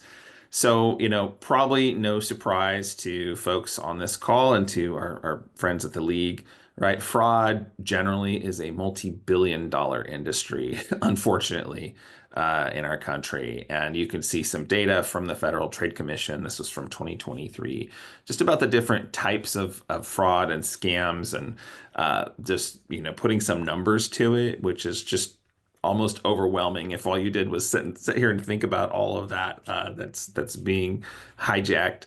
And so we'll go ahead and roll to the next slide here. Foothill-De Anza, like many other districts, not just in California, but nationally, have been dealing with fraudsters, particularly since the pandemic and since there were so many federal and state dollars available. We've seen more activity around fraud.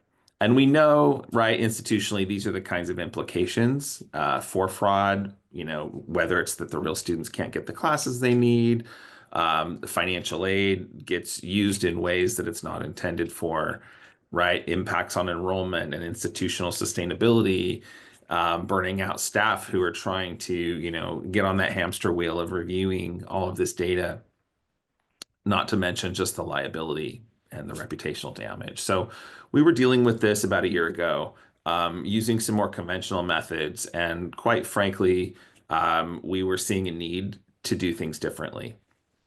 So if we go ahead and roll to the next slide here.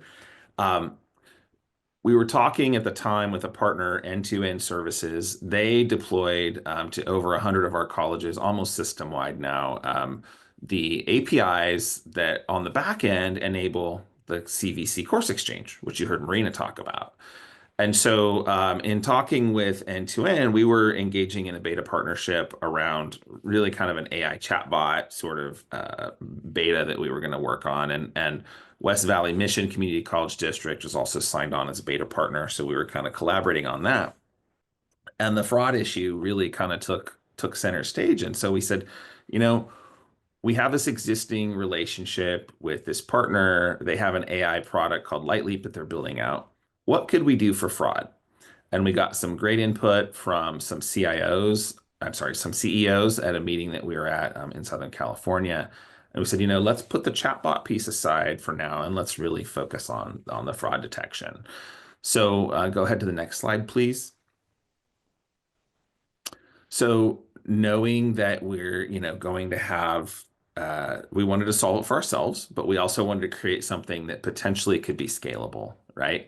Especially knowing that we have this common cloud that's coming about. We have other districts that we know have an interest in having a solution.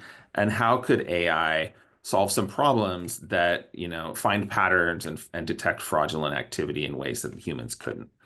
And we also wanted to make sure that if fraud was found at one of our institutions, that it could be, mapped back to other institutions where that same bad actor might be trying to cheat that institution as well. So that's kind of the design. We started with looking at fraudulent applications, and then the second module has to do with registration patterns, and then the third is a deep dive into the world of financial aid.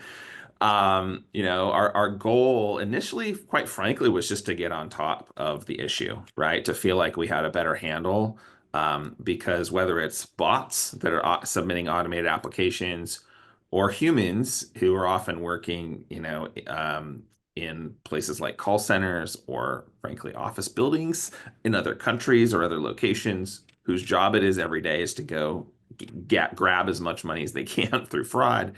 We wanted to leverage the APIs and the AI infrastructure to be able to detect this and just sort of make sure we were catching everything that we could. We were already doing a fairly good job, probably better than most districts. So we went ahead and we worked with end-to-end between March and July to develop the AI model, to test and validate. And I want to thank our admissions folks, our financial aid folks, our IT department who worked and iterated. And we launched it for fall 2024 registration. And I want to share a little bit of the results with you here on the next slide. Before we get to the results, it's really one thing that's important is it's not just sort of who gets through the front door. It's once they're already in, do those accounts become compromised and also used for fraud? So we knew that we needed a process with the AI that would look at kind of the whole student account life cycle, right? Not just for the first term a student is here, but for subsequent terms and the different types of activities that they would be engaged in. Next slide, please. So initially, we launched in fall. Because we're a quarter system, we had a little bit more runway to do that. West Valley Mission took what we launched with and said, hey, you know what? We'll try this. Let's put it in our system and see what the results are as well. So they did that in the fall for their spring registration. And we were pretty happy with the initial results, between 94 to 96% efficacy based on the data that we were tracking. We launched this side by side with our pre-existing fraud detection system to kind of help us validate and sanity check some of the numbers. And the AI system was so good that within the first couple of weeks, we ported over to using that as the primary system to place registration holds and financial aid holds for folks. We're now up at about 98% accuracy. And if we go to the next slide here, I'll show you, thank you, kind of the scaling. It's caught fire, frankly, in a good way, lots of interest. 11 colleges in our state now have fully deployed the system. There are another 5 that are currently in implementation with that. So really within the next couple of weeks, we'll be at 16. There are another 12 that are trying it out because again, moving into this territory, it's very important that the colleges and the district leadership feel very confident in the system, and that one major goal is never to lock out a real student, right? Try to minimize that to any degree possible. So we're seeing really great growth and interest in this, continuing to improve the model, especially as we went from regional with Foothill-De Anza and West Valley Mission to then hitting other parts of the state where we wanted to be sure there weren't different demographic differences or things that would cause the model to behave differently. And so we'll be doing some more webinars where I'll tell you the impact on our financial aid and admissions and records offices. And then what I'm hearing, in fact, I just heard from one of our faculty leaders a couple of days ago, our faculty are saying there are so many fewer, ghost students or bots that they're finding in their courses. So we're very, very excited about that. I think we're just about there. So I'll wrap up with that. Thank you so much, Lee. I appreciate the opportunity to tell you about the Humanities Mellon Scholars Program, and I am the director, Falk Kamin, and I will be joined by the program's coordinator, Charlie McKellar. The Humanities Mellon Scholars Program at its core is a transfer support program that infuses students of all majors with a humanities-based education. And though we are mainly transfer oriented and enhancing the students' experience for transfer, I wanted to focus here in this presentation on the qualitative changes that we find. This program is truly unique within the district because it was actually launched by the Chancellor's Office in collaboration with both humanities departments at Foothill-De Anza. This type of collaboration had never happened before. We have been in operation for 8 years now. And, we wanted to show you what students get out of this program. Not only does it enhance their education to get into the transfer school of their choice, it also leads students to expand their worldview, cultivate the mindset of critical inquiry, and understanding of the self as an agent of change. So these findings have come from a qualitative studies that we did last year. And especially after COVID, we found that students struggled with their commitment to education. We all know that in general, college attendance has gone down. And through the Mellon Scholars Program, students have connected with finding meaning in their education, building professional confidence through the various aspects that Charlie will be talking about in a moment, rediscovering the joy of learning, and a commitment to academic growth, transfer, and career development. What our students say from all majors is, in STEM courses, I learned a lot of information, and in the humanities classes, I learned how to think. Take it away, Charlie. All right, thank you. So I'll be talking about this next slide here. It's kind of a five-pronged situation that we've been happy to support over the last 8 years. Of course, we talked about a little bit of everything here, but the transfer success is very important. We do help students transfer to their four-year universities of their choice, and obviously having this type of background enhances that experience. And there's also Guaranteed Acceptance University of San Francisco, so we're the only group that has kind of this tag set up with them. There's humanities courses that the students are required to take. It's generally one class per quarter to kind of balance out the education that they currently have. And this program does accept any and all students in any major. You don't have to be humanities major to be in this program. And so we found out a lot of our students that are in STEM, in fact, love these courses, love the program because it kind of balanced out how they thought and enhanced critical thinking. There's also a cohort experience where students are required to take the same humanities class quarter after quarter. That way it enhances friendships, being with the same students quarter after quarter. It's just, great for networking. There's also the mentorship program aspect where we do have faculty who are mentors to our students. Every mentor is assigned maybe 8 to 10 students to work with and to guide them along the process of being transfer successful and any other aspects of their life that they really appreciate. And the big component that we really like that I work with is the internship process. I know Chris had mentioned a little bit earlier about the importance of paid internships. Our internship program deals with over 50 different nonprofit organizations throughout the South Bay and beyond, as far south as Gilroy Museum and as far north as Treasure Island Museum. We pay students through the Mellon Foundation grant $20 per hour to work up to 15 hours in a variety of art exhibit places, museums, music performance, anywhere from San Jose Opera to Peninsula Symphony and Los Altos History Museum here in Los Altos based. And the students really appreciate that. Obviously, having an internship looks great on resumes, on LinkedIn profiles, and it allows them to be more marketable once they graduate from Foothill-De Anza or they go to a four-year university, obviously. Next slide.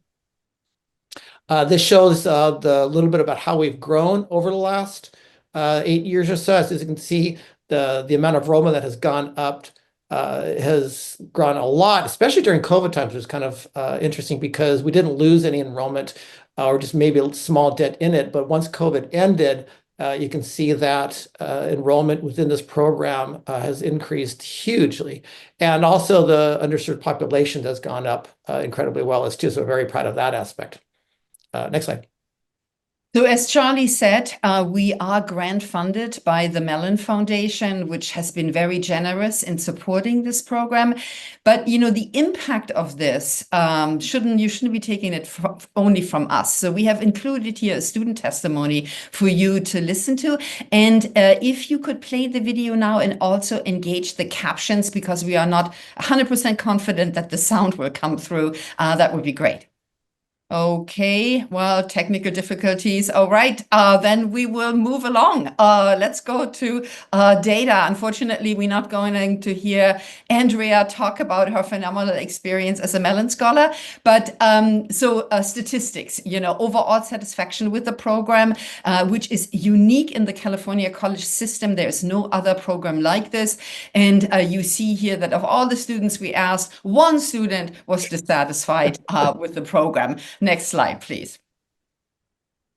Also, here you see our gender distribution. Not surprisingly, we have more female than male students, and also the age distribution here, which is important because particularly younger students are not necessarily privy to the benefits that the study of humanities can provide. But what we have seen in the internships as well as our classes, that students have connected not only with each other, but also with their own thinking on a more profound basis, so that they are able to articulate their experience in the world. They are taking these critical thinking skills out into the world, into their relationship. It really permeates every part of this holistic education. Next slide. The overall ratings here you see are exceptionally high. We have, particularly when you look at the last category here, how the program has enhanced my overall college experience. You can see that there is a need for students to be in community, in a cohort, to reflect deeply upon their experiences, to question why they do what they do, and the humanities classes, those 5 humanities classes that they take, provide them with that foil. It also leads to a certificate of achievement, which goes onto their transcript. And then in their transfer application, obviously, they mention this, and also, the moniker of being a humanities Mellon Scholar helps. Next slide. Yeah, so I guess that ends our presentation here. We will be happy to entertain any questions you might have. Hey everyone, thanks for having us. I'm Patty Withron, and I am one of the co-coordinators for Guided Pathways. And I'm here with my partner, Kim Palmore, the other co-coordinator. And we actually have a great video we want to share. And so I've got fingers crossed that it will work. Uh-oh, no sound.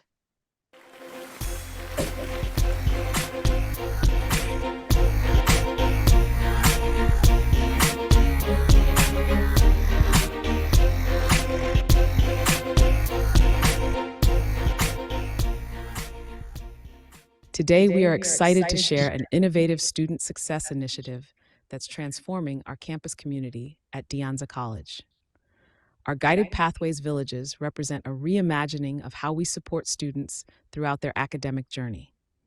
Imagine walking into a vibrant space where students are connecting with faculty, getting help with transfer applications, or simply finding their academic home. That's what's happening in our 6 villages, which welcomed over 7,500 visitors just last quarter. Each village represents a meta-major community, thoughtfully designed around related academic disciplines. Our Artistic Expression Village invites students to imagine, create, and inspire, encompassing the visual, performing, and literary arts. This meta-major unites disciplines that explore creative expression, aesthetic theory, and cultural production across multiple mediums and traditions. Students in these fields develop their creative voice while studying the foundations of artistic practice and interpretation. The Business and Finance Village empowers students to invest, market, and manage, bringing together disciplines focused on organizational leadership, economic systems, and financial analysis. This academic focus combines both theoretical frameworks and practical approaches to commerce and enterprise. The disciplines within this area prepare students to understand and navigate complex business environments. In health and life sciences, we encourage students to examine, nurture, and heal through disciplines spanning biology, environmental science, health sciences, and medical preparation. These interrelated fields address both the scientific foundations of life processes and their applications to human health and well-being. Students explore the intricate connections between biological systems and human health outcomes. Language and communication teaches students to communicate, connect, and influence through disciplines exploring human expression and interaction. These fields integrate the study of languages, literature, and various forms of communication across cultures and contexts. The academic concentration emphasizes understanding how meaning is created and shared across different cultural and social settings. Physical sciences and technology challenges students to explore, experiment, and discover through disciplines investigating the fundamental laws of nature and their technological applications. Students in this interest area engage with both pure sciences like physics and chemistry and their practical applications in engineering and computing. The coursework builds from basic scientific principles to complex problem-solving approaches. Social sciences and humanities inspire students to observe, engage, and transform through disciplines examining human behavior, society, and culture. These fields of study integrate the systematic analysis of human communities with philosophical and historical perspectives. The academic pathway encourages critical thinking about social structures, human experience, and cultural development. What makes our village model unique is its comprehensive integration of support services. We've created physical spaces where students can access academic counseling, career guidance, and peer support all in one location. Our recent one-year anniversary celebration demonstrated this beautifully, with over 700 students participating in a progressive party across all 6 villages, each showcasing its unique character and community. The villages are staffed by an incredible team of over 80 faculty and staff members, alongside 30 dedicated student ambassadors, interns, and volunteers. This collaboration creates a welcoming environment where students can engage with professors outside the classroom, work with peer mentors, and build connections within their field of study. Our programming spans college-wide welcome events, academic support, career development, and community building. Recent events included CS Career Talks with Google engineers, transfer workshops, wellness sessions, cultural celebrations, language cafes, and even a unique theatrical experience, Shakespeare's Romeo and Juliet, reimagined in the turbulent 1960s by the San Francisco Shakespeare Festival, complete with a question and answer period and an authentic afternoon tea. We're particularly proud of our student research internship program, where students conduct studies to improve village services while gaining valuable research experience. The impact extends beyond numbers. We're seeing increased retention rates, stronger student engagement, and more confident students who feel connected to their academic community. One particularly innovative aspect is our flexibility. Students can change villages as they explore different majors, and undeclared students receive specialized guidance through career life planning courses. What truly sets our model apart is its scalability. We've taken the success of learning communities and expanded it to serve our entire student population. With villages in both our L and S quads, we've created accessible hubs of student support that transform the college experience from navigating a complex institution to joining a welcoming academic family. Looking ahead, we're expanding our services based on student feedback, strengthening our career connections, and continuing to break down barriers to student success. The villages represent more than just a program. They're a commitment to creating an educational environment where every student finds their path and their community. The enthusiasm from both students and staff has been remarkable. Faculty report more meaningful connections with students, while students appreciate the blend of academic support and social engagement.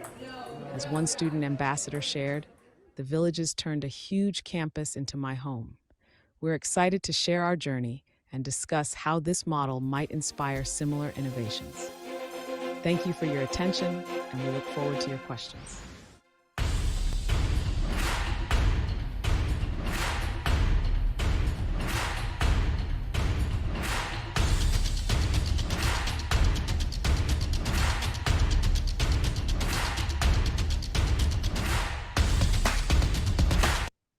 All right, wonderful. We're very excited to be here. I'm Allison Herman. I'm in the English department. I'm also a mentor and a facilitator and one of the co-coordinators for the Research and Service Leadership Symposium. Hi, I'm Lisa Schulteis. I'm in the biology department, and I've had various roles related to the RSLS, but currently I'm one of the co-coordinators along with Allison. Next slide. And go ahead and switch to the next slide, please.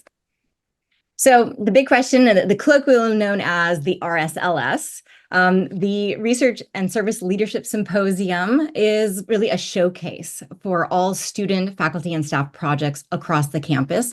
And we really think about it as rather than shining a narrow light on activities in isolation within a single department, division, or program event, the RSLS illuminates like a great beacon all of the incredible research, service, and creative work completed and currently being developed by our community members at Foothill. It's an inclusive, equitable, and expansive venue, which encourages future participants to view and explore projects within their majors, as well as interdisciplinary projects, to investigate personal interests, and to develop projects beyond the classroom and within their communities. So in addition to the event itself, the RSLS is also an expanding program, offering workshops and guidance throughout the year to encourage and support new and continuing participation, with the focus on reaching non-traditional students. So our greatest innovation is truly expanding visibility of the great things that are happening at Foothill. Next slide. So the RSLS began in 2018, like you can see on this graph. And the founder was Ben Stefanik. He is a faculty member in our psychology department. And you can see in those first 2 years that this was a well-attended and popular event from the very beginning. It was a big hit. Then COVID hit, and obviously we saw a drop in the participation. But in a real testament, I would say, to the grit of our coordinators, and Allison was one of them at the time, and to the whole support team, including online learning, they were able to quickly pivot to making it a fully online event, and were able to persevere through COVID. And one of the things that came out of that is that subsequent to kind of pulling through COVID, we were able to just continue to adopt the Zoom technology and turn the event into a hybrid event, which has really allowed people to participate in the RSLS in multiple ways. And we've just been able to steadily grow. We've already passed the prior peak, and we're anticipating continued growth as we move into our 8th annual RSLS event. We can go to the next slide from here. And our desire to grow the RSLS is really rooted in a desire to benefit our students. So from the beginning, student work has been celebrated with judges awards. And we kind of see this at the peak of this pyramid, but really there's a base to it too. So I'll walk you through this. So the judges awards are determined by a panel of discipline expert faculty, administrators, staff, and community members. They recognize and really score the hard work of groups and individuals across campus. And this is supported with a generous grant from the FHDA Foundation. In the last 3 years, we've encouraged greater campus involvement through Viewers' Choice Awards. Students are encouraged to invite family, friends, and classmates to vote on their work. And really the entire campus has started to take ownership of the event by voting and then elevating the most impactful projects. And then we've increased benefits for students through recognition of their participation beyond awards. So they have participation notation on their transcripts for every year they participate. They can also get 1 unit of credit for taking an independent study course. They graduate with honors wearing cords. And then this all is transferred with them. So it really benefits their seeking of internships, jobs, scholarships, transfer, et cetera. Students also have the rare opportunity to attend and present at a university caliber conference setting. And the pride they feel is visible in every participant's face when you scan the event, and students who attend often comment that this is a real conference, right? So this is something that we're really bringing to students. So as the RSLSs continue to grow, we've been really intentional about empowering students with their direct participation as presenters, but we've also started moving towards including students more as contributors to the organization of the event itself. So we have students who are acting right now as our social media ambassadors, and this is a really wonderful mode of outreach for our event. We have students who are working to kind of document the full year of preparation for the event so that they're capturing the whole scope of the program and not just the day of the event itself. So for example, we have students who are making VR tours of the event space. They're doing videography. They're interviewing past winners. We have students who are authoring articles for some of our campus publications about the event. Like Principia, which is our STEM magazine, and The Script, which is our Foothill College campus news publication. And all of this is involving the students, not just in participating in the event as presenters, but also in helping to organize the event and inspiring other students to get involved. Now, at the event itself, we have your traditional 10-minute talks. Plus, we have the 10-minute Zoom talk option, and those are also live streamed. We have a traditional poster gallery, but we've also expanded it to allow for very interactive exhibits, and you can see some pictures of that in our slide. Also, we've added creative arts to the original research and service leadership focus of the RSLS. And so with that, we've seen kind of an increase in the disciplines that have been included and in the interdisciplinary types of projects, and in the projects that kind of cross over in different categories. So a research category or a research project that's also showing a lot of service leadership, or a creative arts project that's using creative arts to sort of illustrate the results of some research. So a lot of very interesting kind of interdisciplinary things that our students are able to showcase at the event. So in all, we're really striving to create this event that provides an inclusive event space where we can accommodate a wide range of styles of presentations and types of presentations. Yes, and increasing student access and participation means direct collaboration with our campus and community partners. So we have encouraged greater numbers of faculty, staff, and administrators to devote their time as mentors by offering PGA credit for participation, which provides students with great support to take their projects to the next level. We've also partnered with the WLC or LRC, so our Writing and Language Center and Library Resource Center, in order to provide workshops. And this again gives guidance from the very beginning of the year all the way through to the end of the year so that they can present effectively. We have collaborated with classroom faculty so that they are encouraging their students to highlight their coursework that they've completed. We conduct outreach to ASFC and ICC, so clubs and advisors, to bring greater attention to projects that demonstrate academic rigor, innovation, service, leadership, and creativity. We have connected with student-centered interdisciplinary campus programs like Puente, Umoja, SLI, Humanities Mellon Scholars, Foothill Innovation Challenge, Ethnic Studies Summit, right? Many that you've heard here already, and to encourage greater involvement, again, and visibility of both programs and also the students within them. We continue to offer workshops that integrate the tools and resources across campus that many students wouldn't otherwise know about. Things like the KCI Makerspace or the ETI, where you can find 3D printing and VR headsets, right, for use in student projects. We've collaborated with the Foothill Innovation Challenge to host various workshops and also encourage dual enrollment in these various programs. And in addition to campus engagement, we've reached out to the community, including our nearby high schools. We've seen significant participation through dual enrollment, which has created a powerful pathway from the Palo Alto Unified School District to Foothill. And we continue to bring in keynote speakers, which merge the campus and the community and enable students to see how their academic efforts will really have an impact on the community and society at large. They can see themselves in the future. Many of these programs whom we support and whose work supports us are also presenting today. It really demonstrates the unity of these programs and the interconnections that students can take advantage of. Let's go to the next slide. So as we think to the future of the RSLS, we of course want to continue expanding student access and student participation across all of the disciplines. This is really fostered by the collaboration that we have with our campus community and the larger community, and including co-mentorship with external collaborators. Another really important component of the RSLS is that mentoring component. And we are right now, as we go to the future, sort of seeking additional ways to expand mentorship and to honor the hard work and the time of those mentors, because that's such an important component that allows us to expand the number of students who are eager to participate in the event. And we continue to identify new community partnerships. So recently, we've begun working with the middle college program so that the students are becoming involved in the program as assistants, as helpers, and then they'll also become participants as they're going forward. And then we're also looking for additional community leaders to assist students in taking their projects to the next level.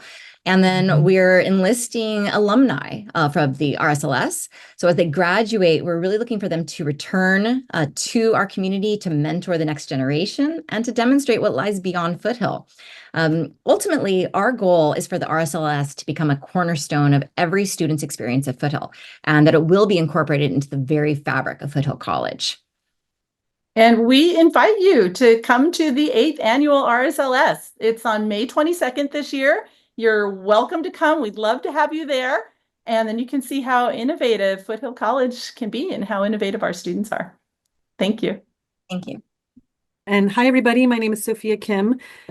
Excuse me. I am the director of the Science Learning Institute, which is an entity housed at Foothill, and here to tell you a little bit more about it.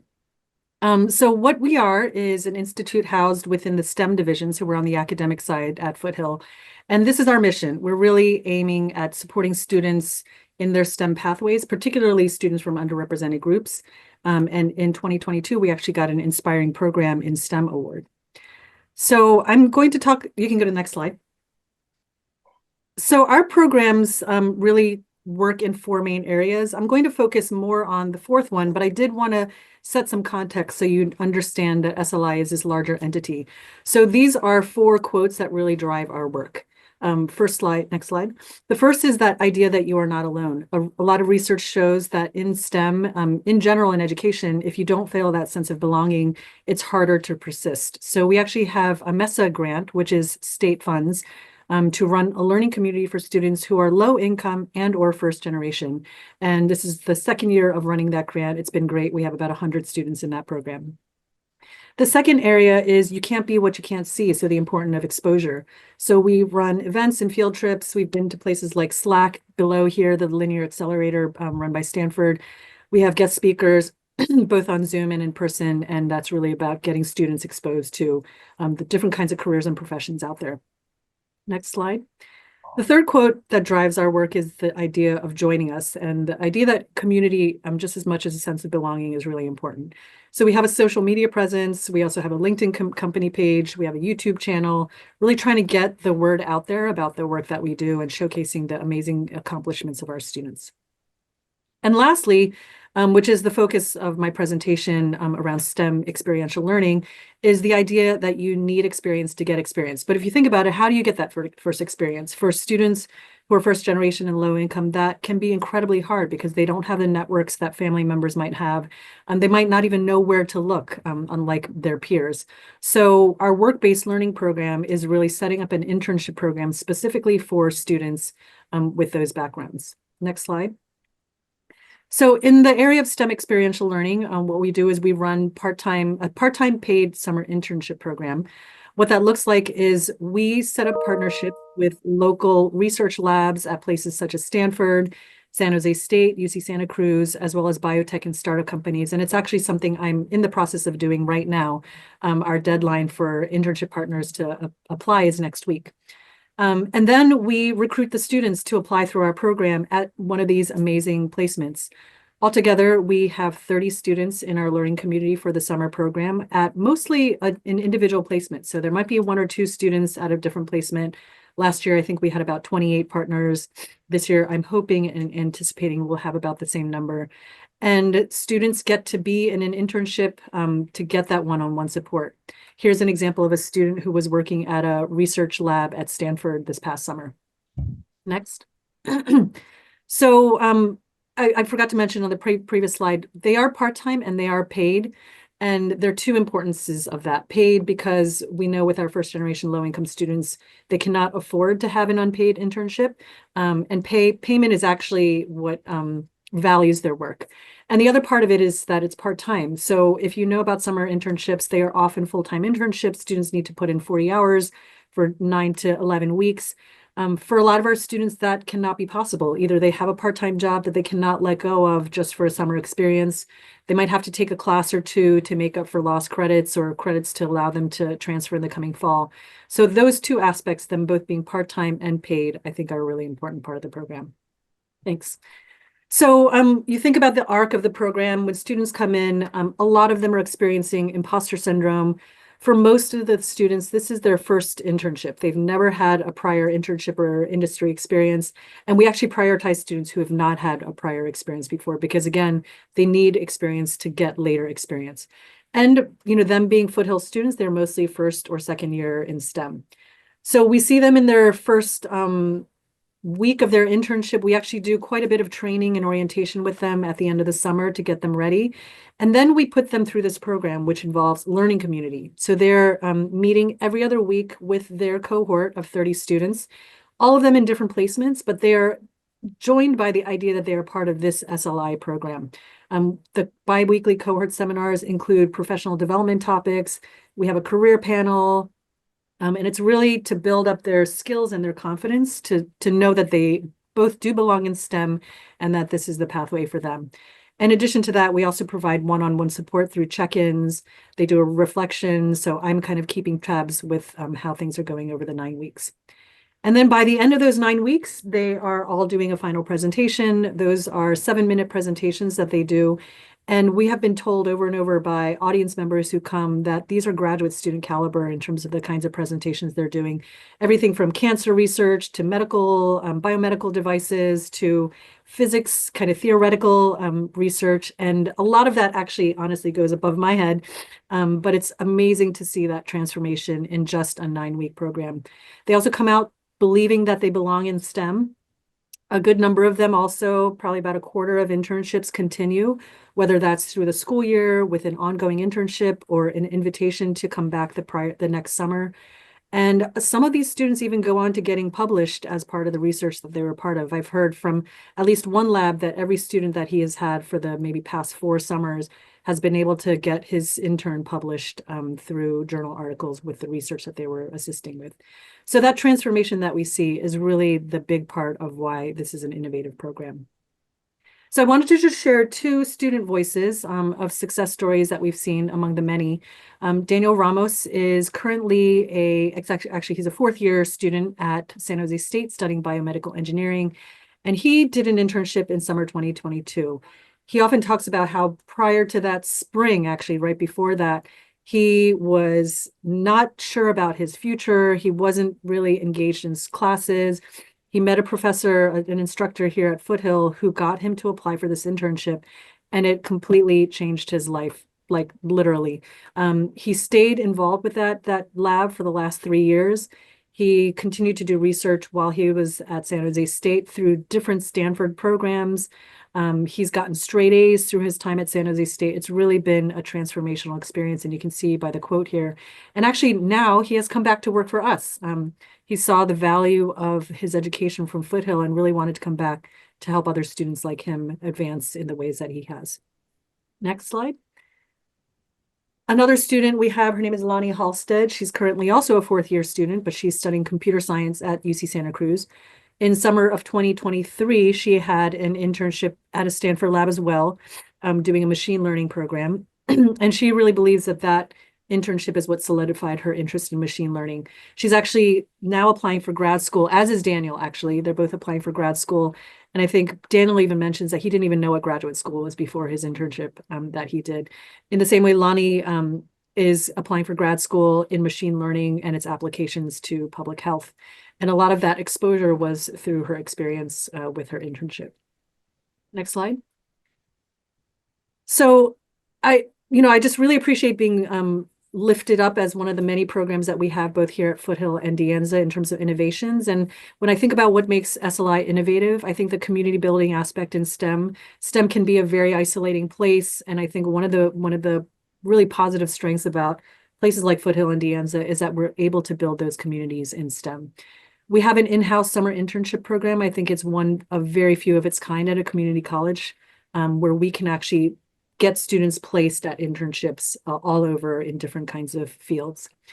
We support first-generation low-income students in Silicon Valley, which is also a small population, but definitely very motivated. And I was on before where Allison and Lisa were mentioning the different partnerships that the RSLS has. In the same way, we've been able to partner with different entities on campus, one being the Emerging Technologies Institute. So all of those are really what I feel makes the work that we do innovative. And I think the next slide is my last slide. So if you're interested, following us on Instagram, we have a great site. We have over 500 followers. This is our webpage. And then our LinkedIn company page is also a place where I post accomplishments as well as resources and opportunities for those in our community. So I just want to thank you all again for recognizing the work that we do. And that should be it. Thank you so much.